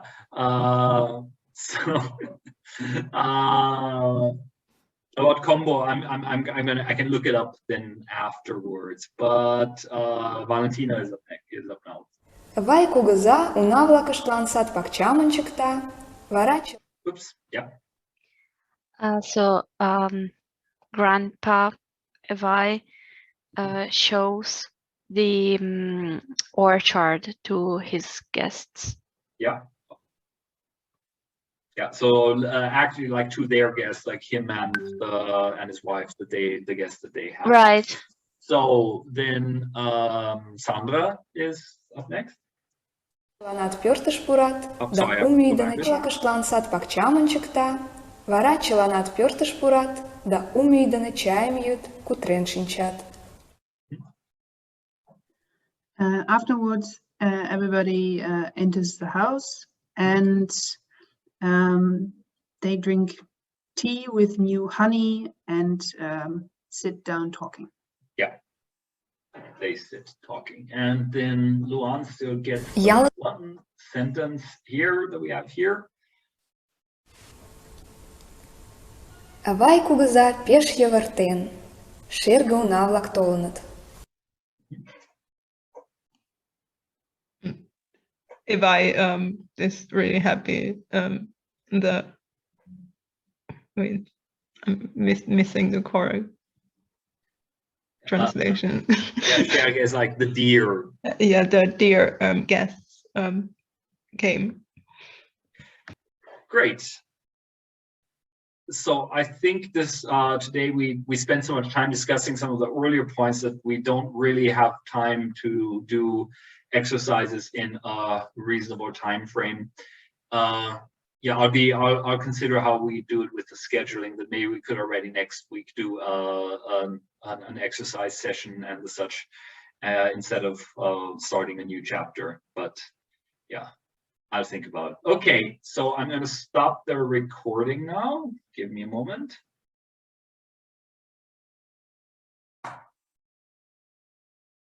So we're continuing with chapter 17, specifically with the exercises that we did not manage to do last week. So let me just make sure that I have the right books here in case some questions come up. Didn't manage to do this beforehand. Okay. Here we go. So in the first one, we want to practice the whole usage of the passive participle now with these these three postpositions for temporal expressions. I mean, we want to really get good with these three, but we also want to just generally get used to this process of combining passive participles with postpositions, because it is often the standard form of a verb to use with a postposition if you want to, or in some other slot that would otherwise be a nominal slot. And let's also try then to translate the phrase that we end up having. So let's start with the first one, Valentina. Okay, so we have deci-vara Uh-huh. plus mușcotarește pașam iștaș. So it would be mușcotarește pașam iștime deci-vara. Yep, very good. So it's After working in the apiary. Yep. Yep. Here's the pronunciation. It's a compound, so it's mükş-otar. Yeah. It's a bit, yeah, for a language that doesn't like consonant clusters, Mari sometimes has some pretty nasty consonant clusters, especially in the word initial position when we have these words like mlande and reveze and such. Kind of bit of a challenge. Okay, the second one, Sandra. Okay, so we have Godim and Kastine Shkalem Lishtash. So Kastine Shkalem Lishtime Godim when milking the cow in the evening. Yep, as one does. Yep, the cow or the cows could be either. Then Samo. So this one is Juvam Pukshash de Chonchech. So Juvam Pukshmo de Chonchech. Pukshamo. Pukshamo de Chonchech. Yep. So it's before feeding the chicken. Yep. And so with all of these things, it's like if it is one chicken or if it is several is depending on context. If it's somebody of whom I know that this person owns a farm and has a whole bunch of chickens, you would usually assume that it's all of them. But if it's somebody of whom I know that this person just owns one chicken, I would assume that it's the one. Yep. Then Luan. So it's mükş omata vokten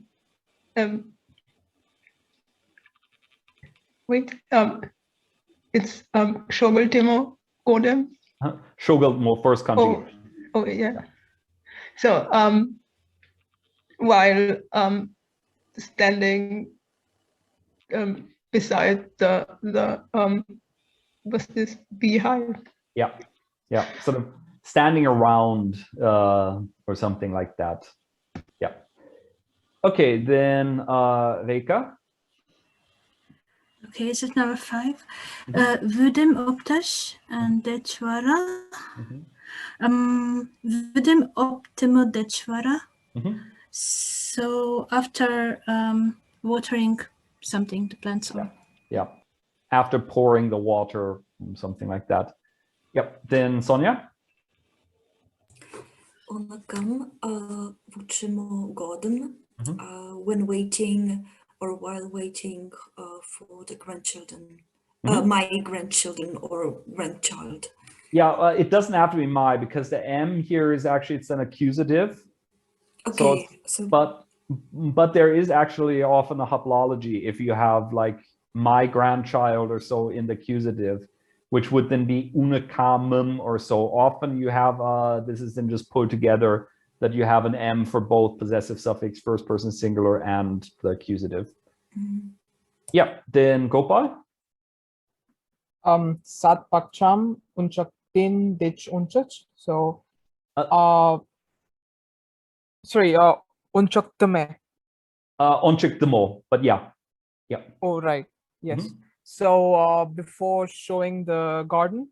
Yep, exactly. Yeah, so this is a case where you have long distance vowel harmony that you have, if you have the O here, then we have, so wait, I'll just type it there, you can see it.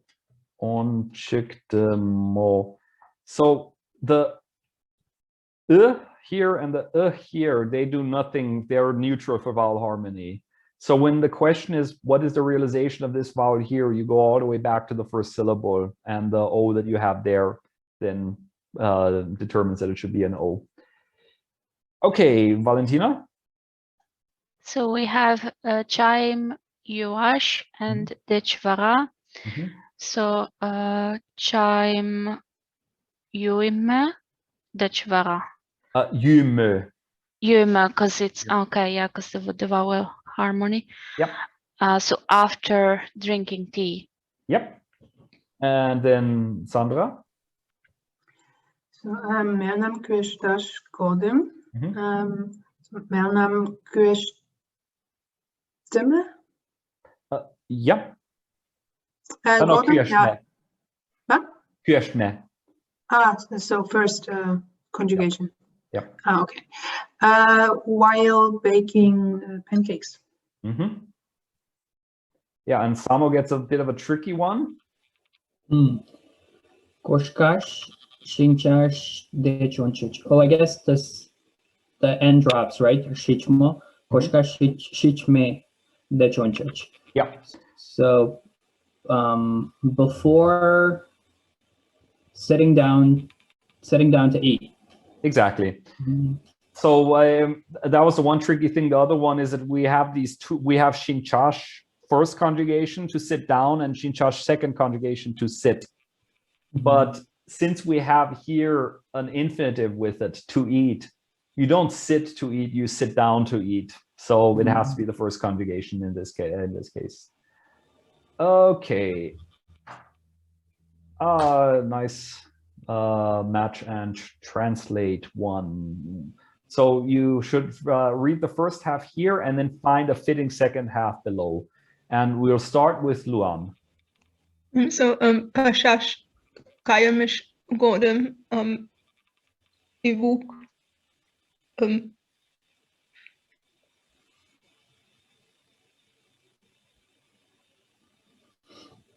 wait. Probably Kevitish Polish. Yep. So while going to work, Ivuk enters the market. Yeah, went into the store. Oh yeah. Yeah, very good. Okay, then Reka. Okay. Iktash kun vuchmo godem shap.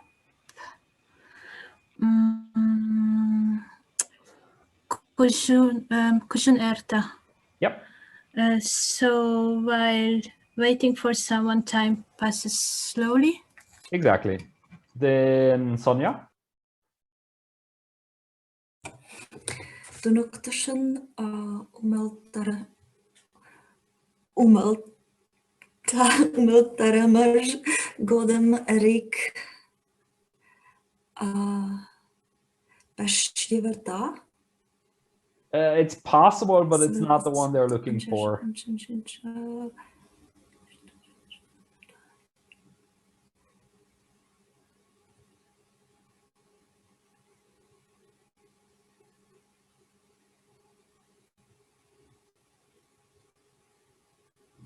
It's the one that makes most sense for me.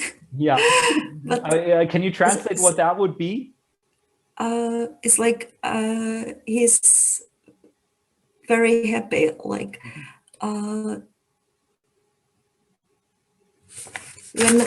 when is Eric very happy?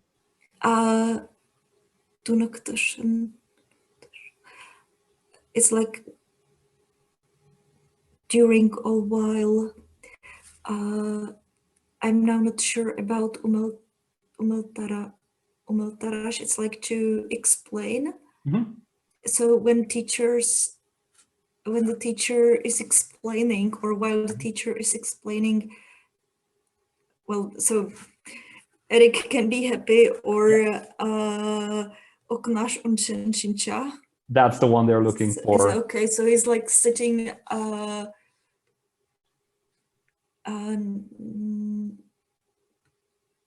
before the window, next to the window.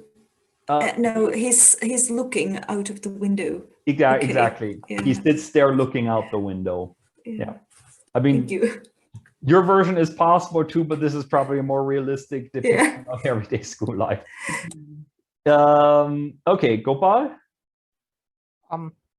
Puchtalyon tolmagodam zoya mengeshte shinchina aye. So when the mailman arrived, Zoya was not at home.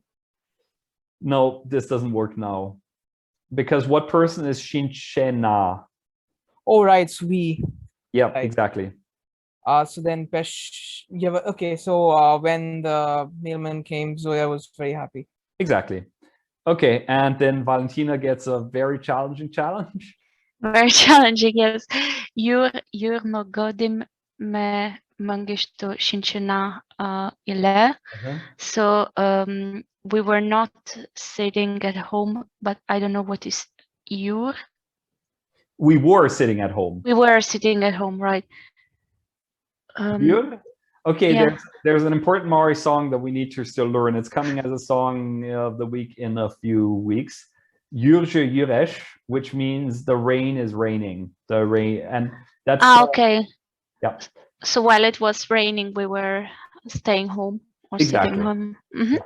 So this Yurje Yuresh, that is like the Mari social song, let's say, like whenever Mars get together and some song must be sung, that's the cliche choice. The rain is raining. Mm-hmm. Okay. I think we can skip over number 3 because this is fairly similar to what we have done. But if you want more practice with forming these participle constructions, here it would be like it's always dechvara after what. When do you go skiing?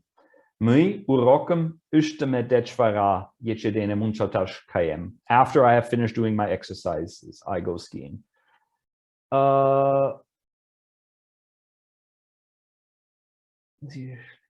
Okay. It's another mix and match, but now with dechboncic. Were these all golden? Yeah. Before doing something, what does somebody do? Yeah, and let's start with Sandra. Okay, pensi like me dechboncic tudo.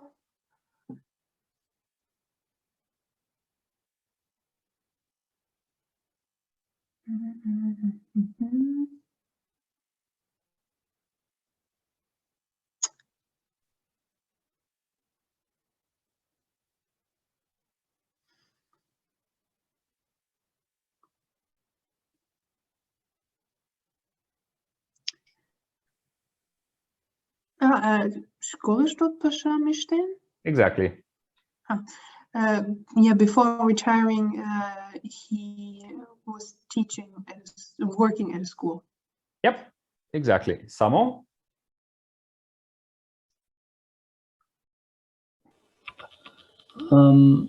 So this one would be Unakajam Ujmash Kodam Tudo. So grandchild seeing. So while seeing his grandchild, Tudo. Okay, Grandpa was definitely not playing football. So Chot Yuvertin. That's like a good choice. He was happy. He was very happy. Yep. Okay, actually, I thought these are not just all dechboncic. Okay, doesn't matter. I'm now a bit confused about the motivation behind our own exercises, but does not matter. Luan.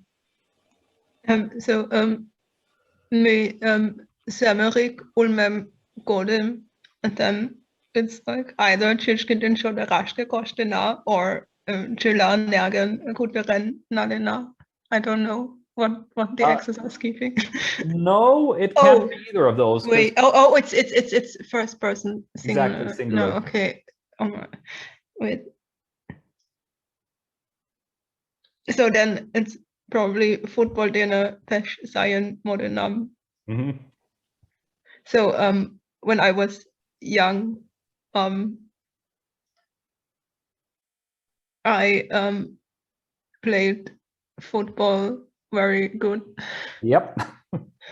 This is certainly not true about me. Then Reka. Okay. Radium kolishmo dechvara my kochamlan uverim kales kalenam. So after having listened to the radio, I told my grandpa about the news. Yeah, the new news. New news. Yeah. Okay. Then Sonia. Telefon jingirtame godem de gusto ilach. So when the phone was ringing, when the phone when the phone was ringing, where were you? Exactly. Very good. Gopal. Yalashte ilamana godam me chichkadan chudarashke koshtanna. So when we were in the forest, we used to go to the forest often. Yeah, the first part was when we Yalashte ilamana godam. What does that mean? So like when we used to live in the forest? Not the forest, the countryside. Oh, the countryside, right. Yeah. Yeah, no problem. I figured that was what you were thinking. Okay, Valentina gets a tiny bit of challenge this time. At least. Tudim vuchima godem me, I would say chilanergen kultiren nalena. So waiting for him or her, we started chatting, speaking. It's more like me chilanergen about everything kuteren. Okay. So we discussed everything. Yeah, and after having maximal challenge last time around, Sandra now gets 0 challenge. Moskuškajme da čončić tudo juško urolašte ide. Okay.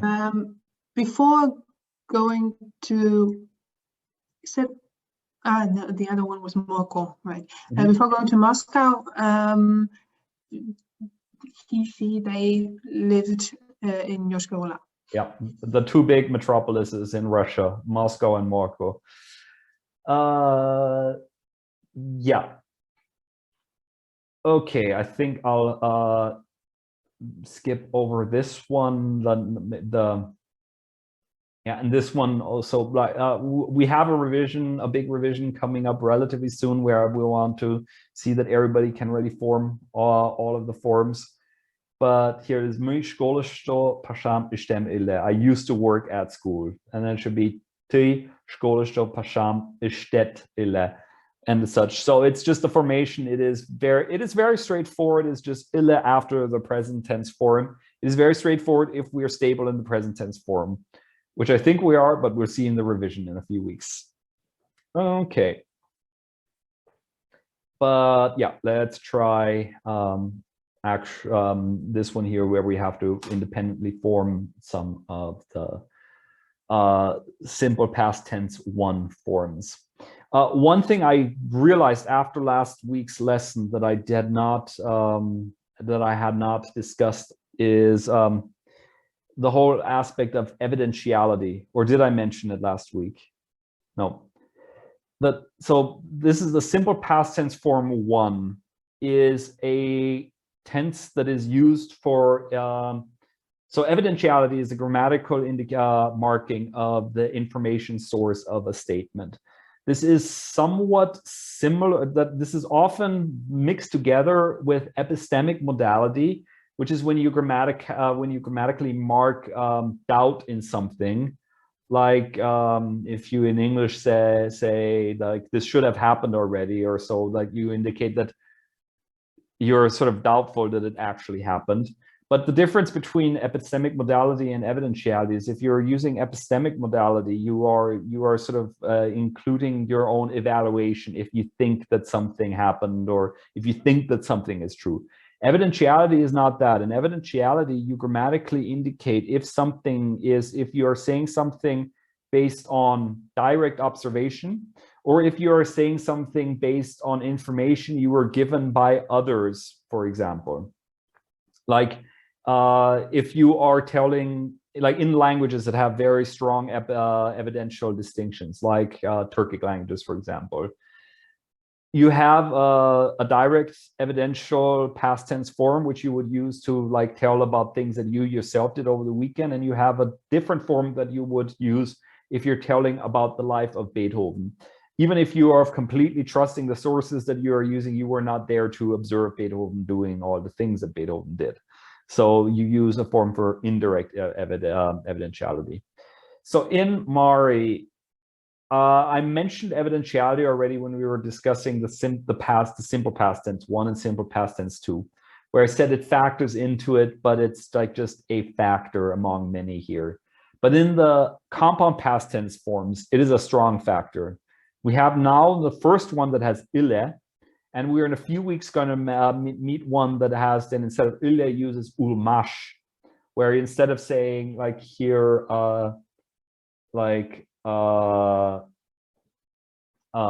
Tudo školstvo pašam ishta ille is like he used to work in the school. I could say Tudo školstvo pašam ishta ulmash, like she or he worked in the school, but I wasn't there to observe it. And there's a reason why I changed the person of this when I said it, because I used to work in a school, but I have no direct evidence of this. It's a very unusual thing to say. Like, do you have amnesia that you don't remember what you did? Or is that something like, is there some other reason why you have blocked this time period from your memory? It's possible, but it's unusual to have like indirect evidential forms in the first person. Yeah, but we'll get to this when we get to the second compound past tense, which is in semantically the only difference between that and what we're doing now is in evidentiality. Okay, sorry for the discourse, for the excursion, just because I realized that I did not discuss this last time. So unless I'm mistaken, it's Samo's turn for the first one here, where I want to see this in the compound past tense one, in the correct person. So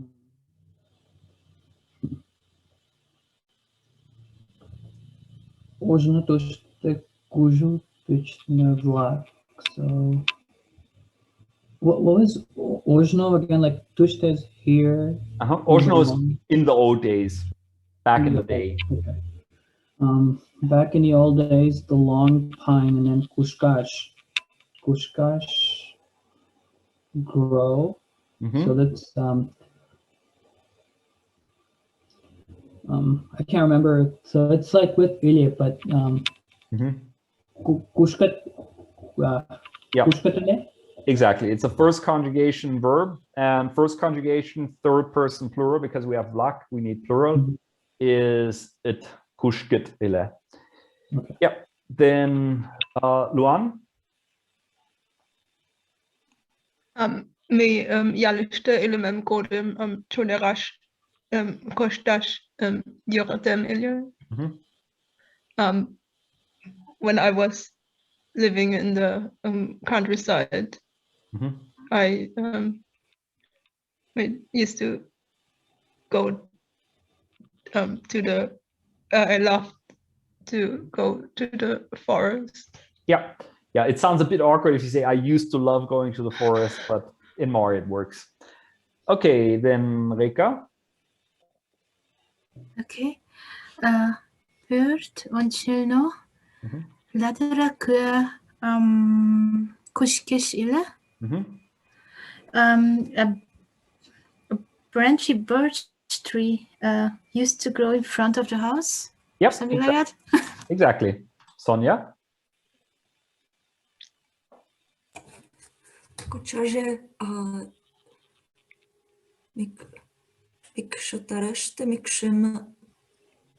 I'm not sure now about the conjugation on cheshile. Second. The second on cha-ila.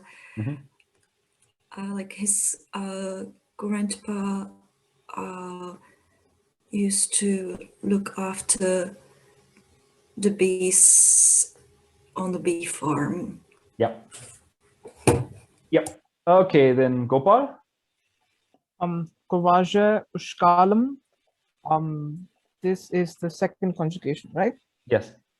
So lyushtash, yeah, lyushtash. So grandmother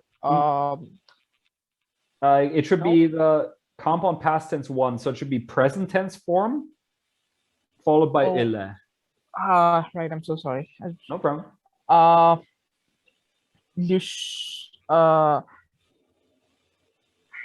Yeah. Perfect. Yeah. So grandmother like used to milk the cows. Yep. Yeah. Could be his, her, their grandmother, but yeah. But I mean, as we know, possessive suffix third person singular does not have to mean possession. Right, Valentina?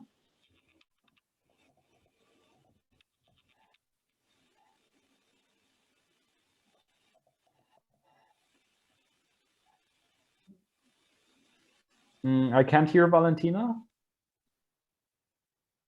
Can you hear me now? Sorry, I was. Yeah. Okay. So nuno kengejim keche muchko yushtilash. So they yushtilash. Has it something to do with drinking? No, it's to swim, but they swim. So in summer. In summer, they used to swim.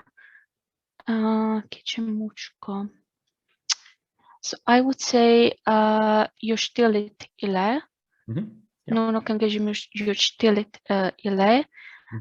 Maybe under the sun, or it's the other meaning. It's keche muchko is like all day. Okay, it's the day. Okay. Yep. Yeah, and so about yushtilash, to swim, it is swimming in the sense of like bathing. Like, bathing. Not that you are swimming like you swim across river in a directional sense, but undirectional, like swimming around or so. Like kupаться. Exactly. That's the Russian has the exact same distinction. Exactly. Okay, then Sandra. Nun domo godem demom ishteda ile. Ishteda ile, yes. Yeah. Okay.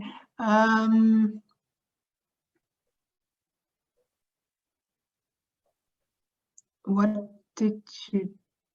were you doing when they were coming? Yeah, exactly. Okay.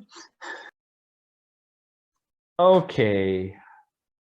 Actually, I think we can do this one. I've kind of been skipping the ones where you have to translate into Mari because I don't want to put people on the spot, but we should be getting to a level where we can do it for simple things.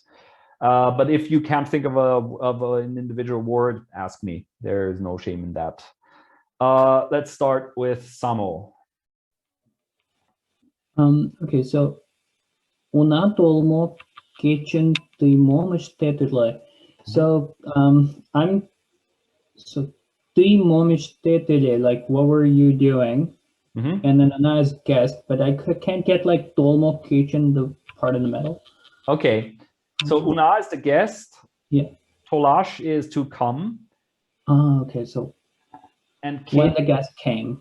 On the day that the guest came. On the day that the guest came. Okay. Or the guests, whatever. Okay, so una dolmo kitchen. So on the day the guest came, muy golmum, and then I don't know how to say fishing. Something ile. Yeah. So there it's compound phrase kolum kuchash, and kuchash is like to grab, or so like to, but also to catch. Okay. And it's second conjugation. So kolum muchash ile. Kolem kuchem ile. Kuchem ile. Okay. So I was catching fish, or so. Okay, Luan. And so una tolmo kitchen akat mom estalja. So on the day that the guest came, and what was your? I think this is oldest elder sister doing. Tudo knigam ludesh ilja. Very good. Then Reka. Okay. Una tolmo kitchen demom ishtela ila. Okay, we were in turn. I'm just thinking which were to take here. Ulash. Ulash. Okay. Me olashte olena ila. Exactly. Then Sonia. Unatolma kaçın açadın avat mum stat ile nono agatan I just don't agatanan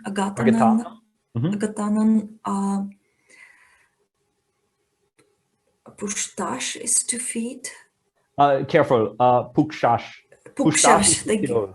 So don't get those two confused. Nuno pukshat. Second. Nuno pukshat. Nuno agatanan pukshat ile. Very good. That was a pretty challenging one. Yeah. Okay. Yeah, let's continue with these, I think. Gopal. Почтальон газетам кондомо гудам таимом штет але. So when the mailman was bringing the newspaper, what were you doing? Yeah. So I was sleeping. So malem alye. So my malem alye. So I was sleeping. Then izat and now. No, Izat. Oh, sorry, no. That's right. So Izat is my younger brother, right? No, your elder brother. Like, okay, elder brother. Yeah. So to the I don't remember the word for homework. It's urok, like exercise. Right. Okay. So to the uroksham. So his home uroksham yamdala alye. So he was doing his homework. Yeah. Asholyach. So your younger brother. So Serasham Voza alye. So very good. He was writing letter. Akat, then Shisharet. So your older sister and younger sister.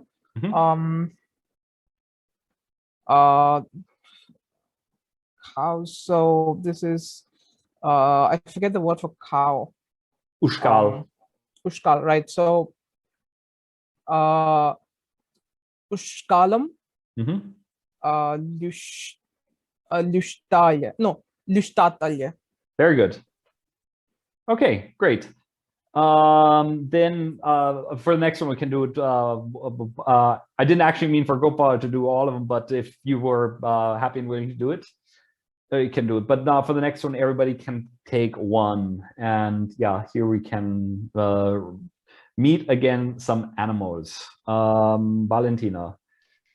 So, čo diraște păgima godem timom ujina. So, what did you see while being in the forest? Yes. What were you doing? Picking mushrooms, right? Yes. Right. So me pirem ujinam ile. I think it's just now actually second past tense. It's a bit confusing because this has nothing to do with the compound past tense anymore. Okay, then I would say affirmative past. So ujinim? Ujinam. Ujinam. Mm-hmm. Ujinam. Mm-hmm.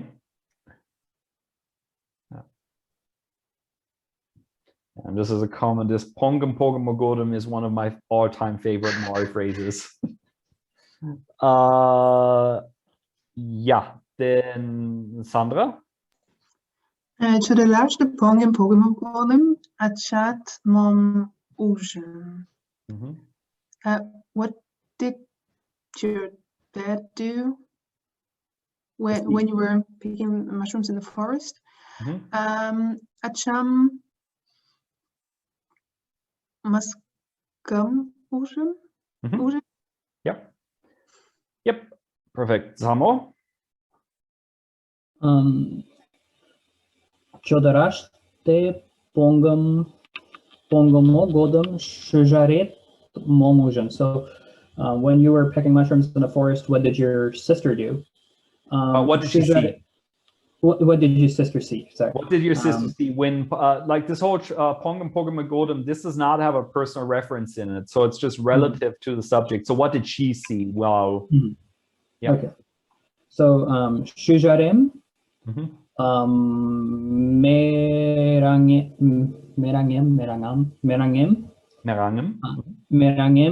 ujan. Very good. Then Luan. Tror jag rasch pogam godam is that then akat mom ujan. So what did your elder brother and elder sister see? Is then akam rivishim ujan. Very good. And Rika? Chodrashte pogam godam temom ujenda. So what did you see while you were picking mushroom in the forest? Me shongshim ujenna. Yeah. And then Sonia? Chodrashte pogam godam anush mom ujen anush urim ujen. Okay, very good. Okay, and some more folk proverbs. There are only 3. Let's see if we manage them. And Gopal starts with the first one. Okay, the first one, Mari folk proverb. This is more an international proverb, I would say. Olma puja dich olmaje minderke ok watch. Is it like an apple a day if you keep the doctor away or something? What do you say? No. Is it no. like no? Okay. Like I saw that I saw apple and that's the first one I could think of. So apple. So from apple tree and apple. Minderke don't I don't remember what minderke is. Far. Huh? Far. I'm sorry, I don't get it. Oh, far, like distant, far away. Oh, right. Okay, far, right. So it doesn't fall far. Okay, so the apple doesn't fall far from the tree. Exactly. Okay, then Valentina. Okay, so we have olmanat umbalje chever da kërgishtijo shuksh lin kërtesh. So so the surface or an apple is beautiful on the surface or on the outside, I guess. But I would say you can find a worm inside. There can still be a worm in the inside. There's still be a worm inside. Yeah, I mean, this one is morphologically a bit unusual in my opinion. You have olma, then genitive, and then at. That the at is on the olma rather than in somewhere else. But yeah. Okay, and then Sandra gets one that we already had in some table at some point, I think. Shingiket Unchalde Onshiko Itkaye.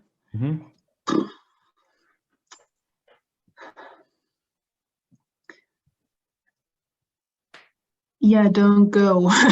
Yeah. In any case, but don't go Onchiko. Yeah, I keep mixing that one up. I don't remember. It's a good word in any post-communist context. It means forwards. Okay. Don't go forward.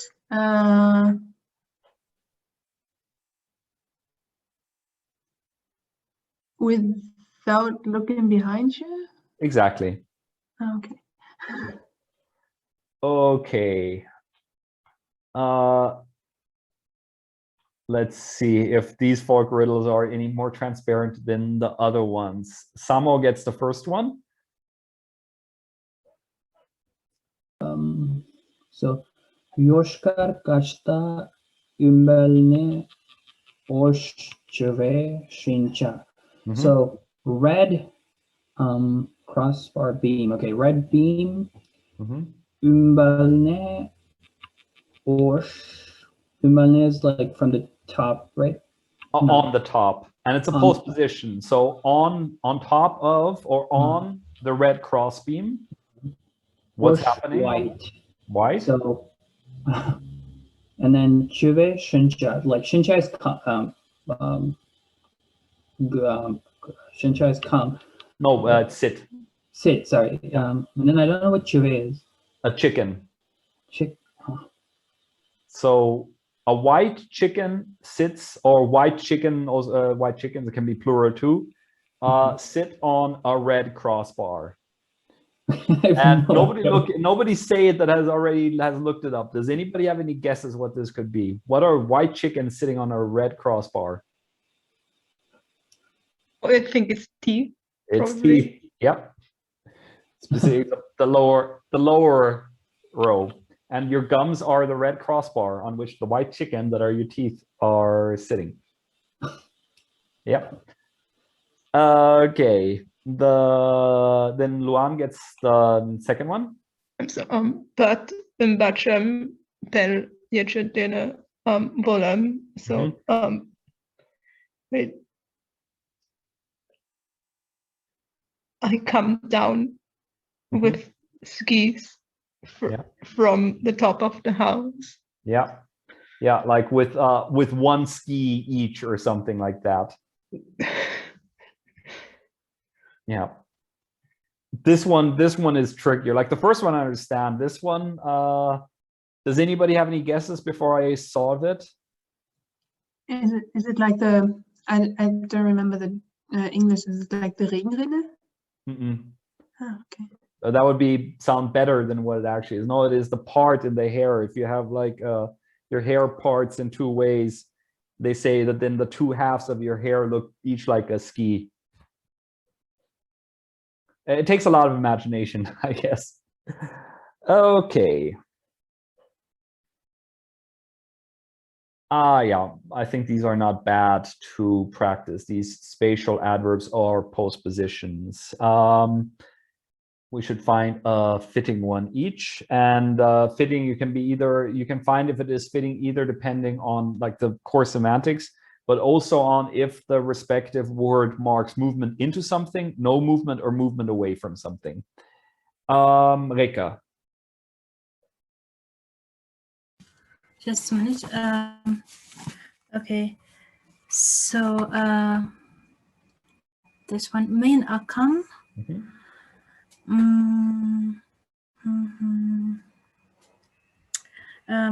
Mündirna. Yep. So my sister lives far away. Yep. And I'll take them away from up top. Sonia. Pushienge blah blah kayak shincha. So a bird is sitting. Now I wonder even about English, in the tree or on the tree, whatever. On the tree. In Mari, at least it's on the tree. So on the tree, okay. So it will be something with imbal. Imbalna. Yep, very good. Yeah, Gopal. My home also I don't see. Inside, I don't really get it. Okay, it's what they're looking for is like if you have a slight visual impairment and you can't see things that are in the distance. Oh, far away. Okay, okay. Yeah. So far away was mündir. Yeah.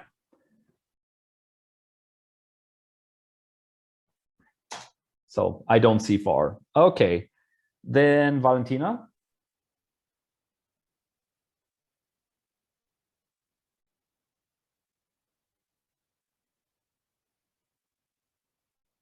I can't hear you. Can you hear me now? Sorry, I Yep. still have. Yeah.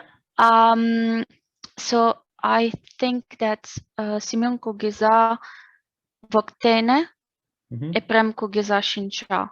Yeah, that would strike me as perfectly legitimate beside, but for some reason in the glossary they say Onchono Shingene in front of, behind, like in a theater or a cinema.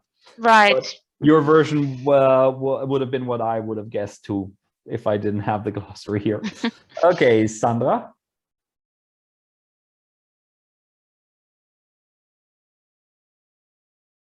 I wasn't talking yet, so. No problem. So so what they want is there's a lot of work around the farm. Yeah.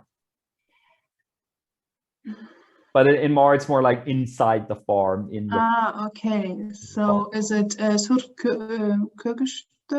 Exactly. Shokopashawo? Yep. Right. Then Samo. Okay, so turist vlak enger dash verlane nenat. So tourist vlaking is so the tourists river, and then I guess this is lived. Yeah, be located or to be somewhere. Yeah. Okay, so I guess Voktene, like besides the river. Yeah.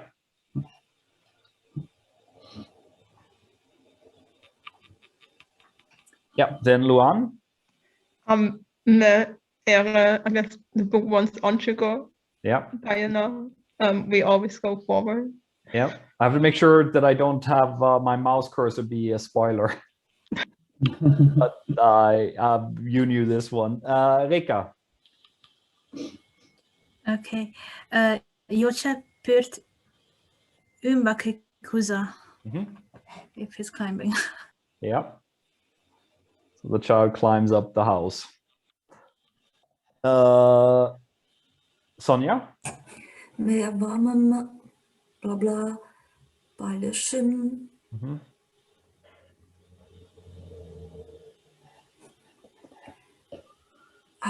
Is it like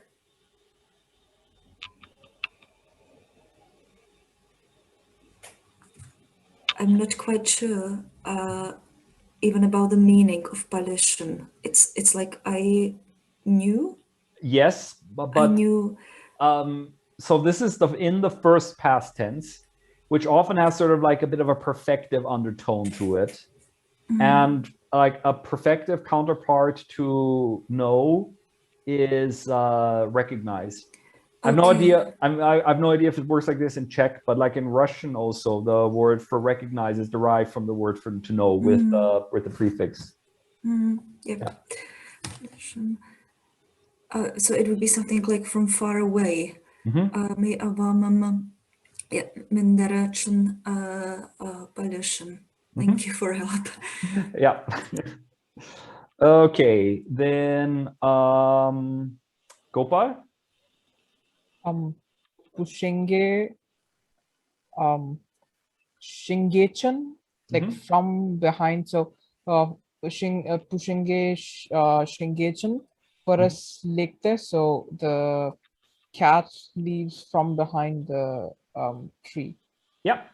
Then Valentina. Say bird anchilno kue kushkesh. Yeah. Sounds. Wait, do we have Onchono though? Left? Then no, it's not there. Then again, maybe Voktene as well could be. Yeah, that works. Could also be Shengene. What do I know where the tree grows? But yeah. Okay, then Sandra.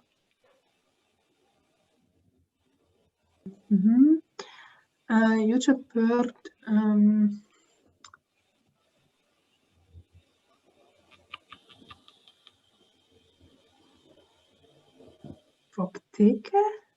It would strike me as possible, but it's not.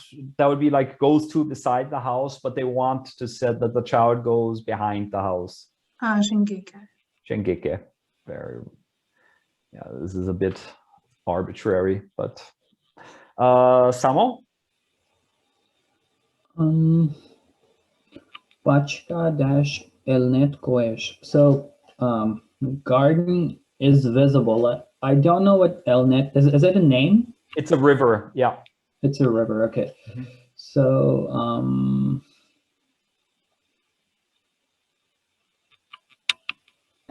is visible.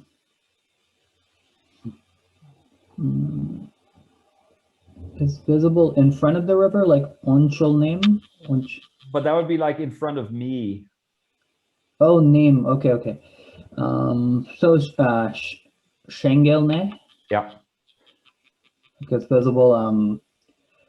What's the word? Yeah. Behind. Like, on the other side of, on the like far behind, side of it. Yeah. Yeah. That's what's meant here. Okay, then Luan. Million onchilnem unikam shincha. My grandchild sits in front of me. And this time Reka gets the 0 challenge example. Okay. Kue vakteke motorudir torin shogare. Okay. I'm not sure what it means. So next to the birch, a beautiful girl appears. Is it something like appear? Or? It's like this one, to go up to come up to approach. It's like she goes and stands by the tree. It's like in German it would be like stellte sich zum Baum or something like that. Okay. Like both the act of going up to the tree and then standing there. Yeah. Okay, let's try it in the other direction too. Sonia.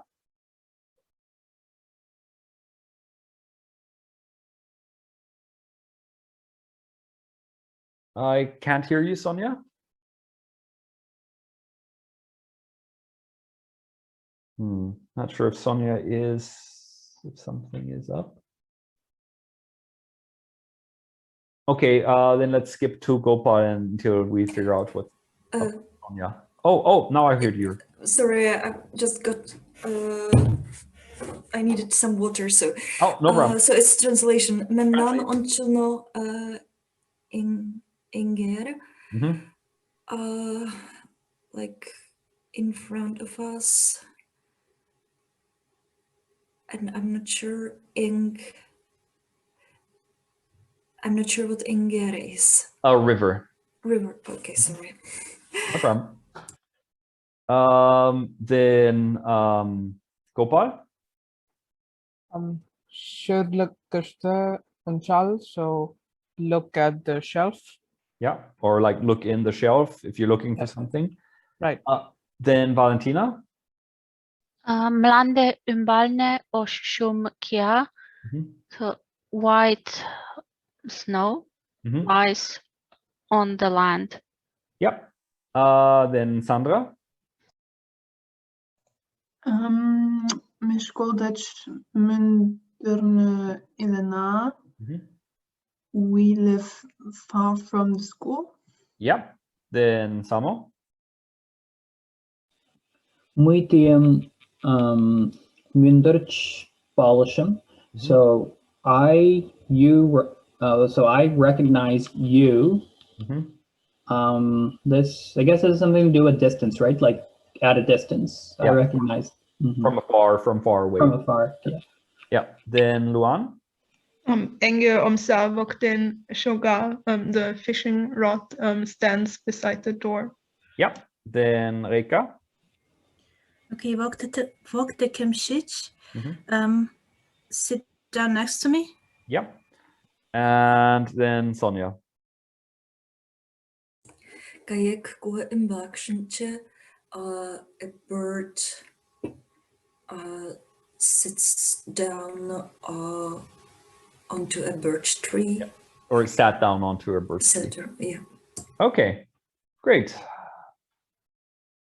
I'm not going to, I think we can skip over this one, but this is like finding it was like in the original version, it was like finding the difference between the two pictures. And I was thinking, what are the similarities between the two pictures?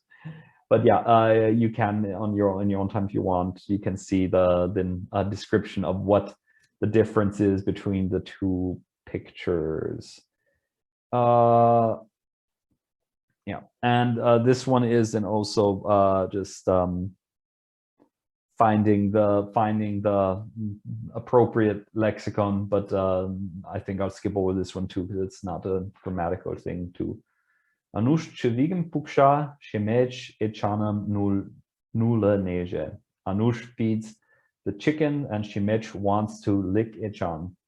Oh boy. Yeah, I think I would skip translating into Mari, but this dialogue the last exercise I want to do is for us to read and translate this dialogue. And I think it was, yeah, everybody does one line, and I think it was Gopal's turn. Stapan Kugazai, te kunam pensiyesh liktanda. So Grandpa Stapan, when did you retire? Yep. Then Valentina. Idejigich me pensioner ulam. So basically I retired this year, or I've been in retirement since this year. Yeah. From this year on, I am a retiree. Then Sandra. Pensiyesh like medech varat and then yara japta shukuulo. Briefly looking up free time. Cool.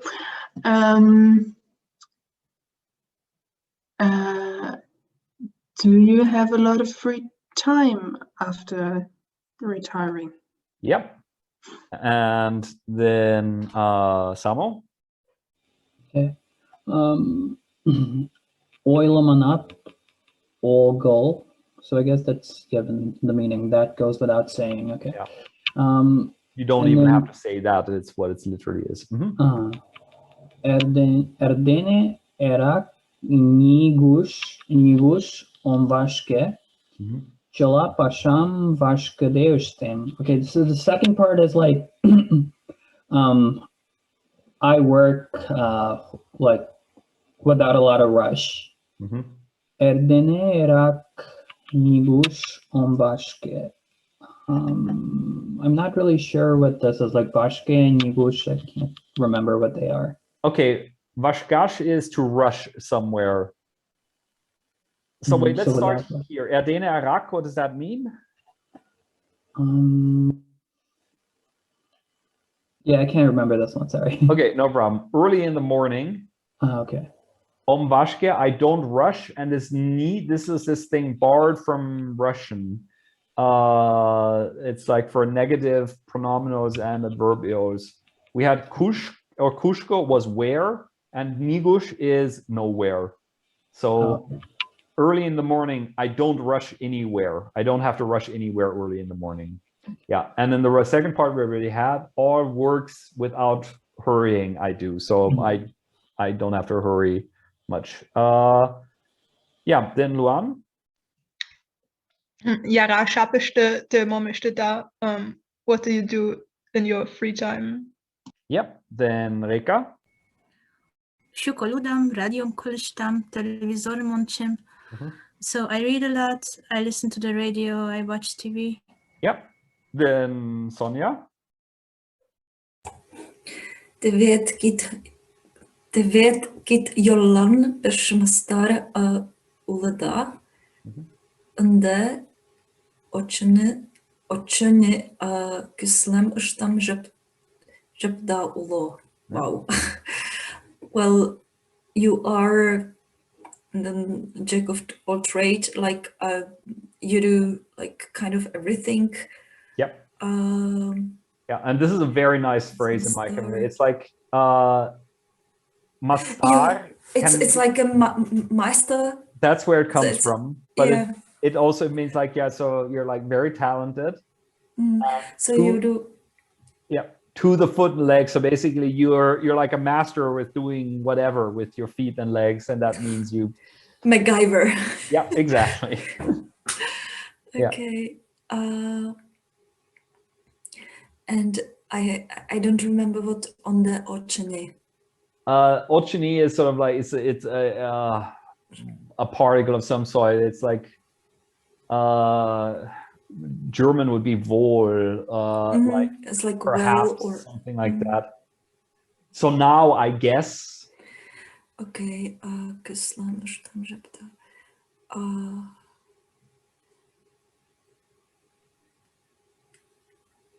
Okay.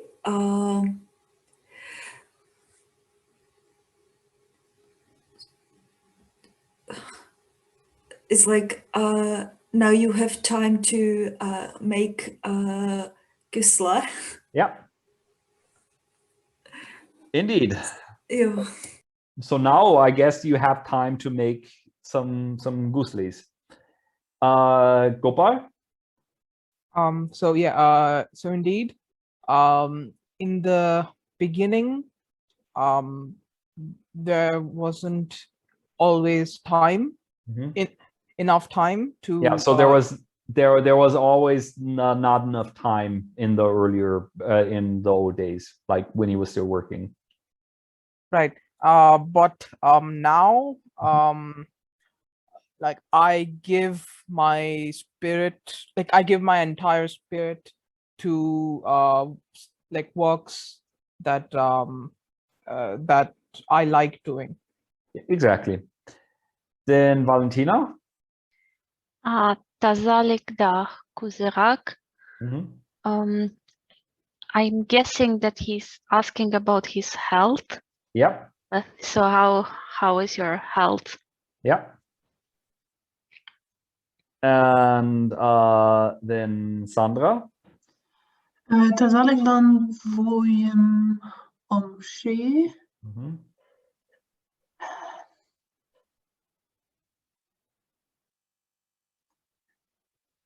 What's for him? I can't complain about health. My szkiet zal ik pengidemdem.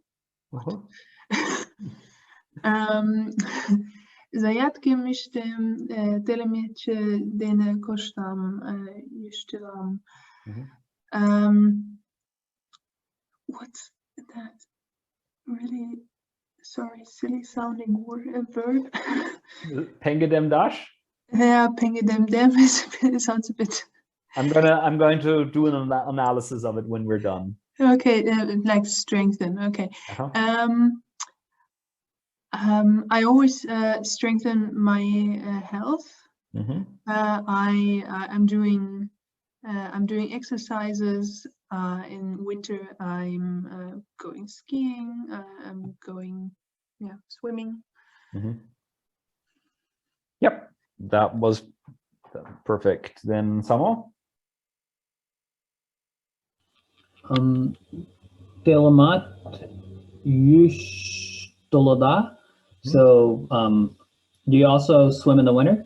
Yeah. And Luan gets the maximally Russian answer to this question. Yeshtilam entweder Wettbewerbsbadale. I swim. It's very healthy. Okay. Great. And I mean, Emma Yakimova, one of the two authors of this textbook, she must be in her mid-80s at this point, and is still an absolute powerhouse. So I guess this kind of health regimen actually works for some people. Okay, I think I'm going to stop the recording now once I find the button.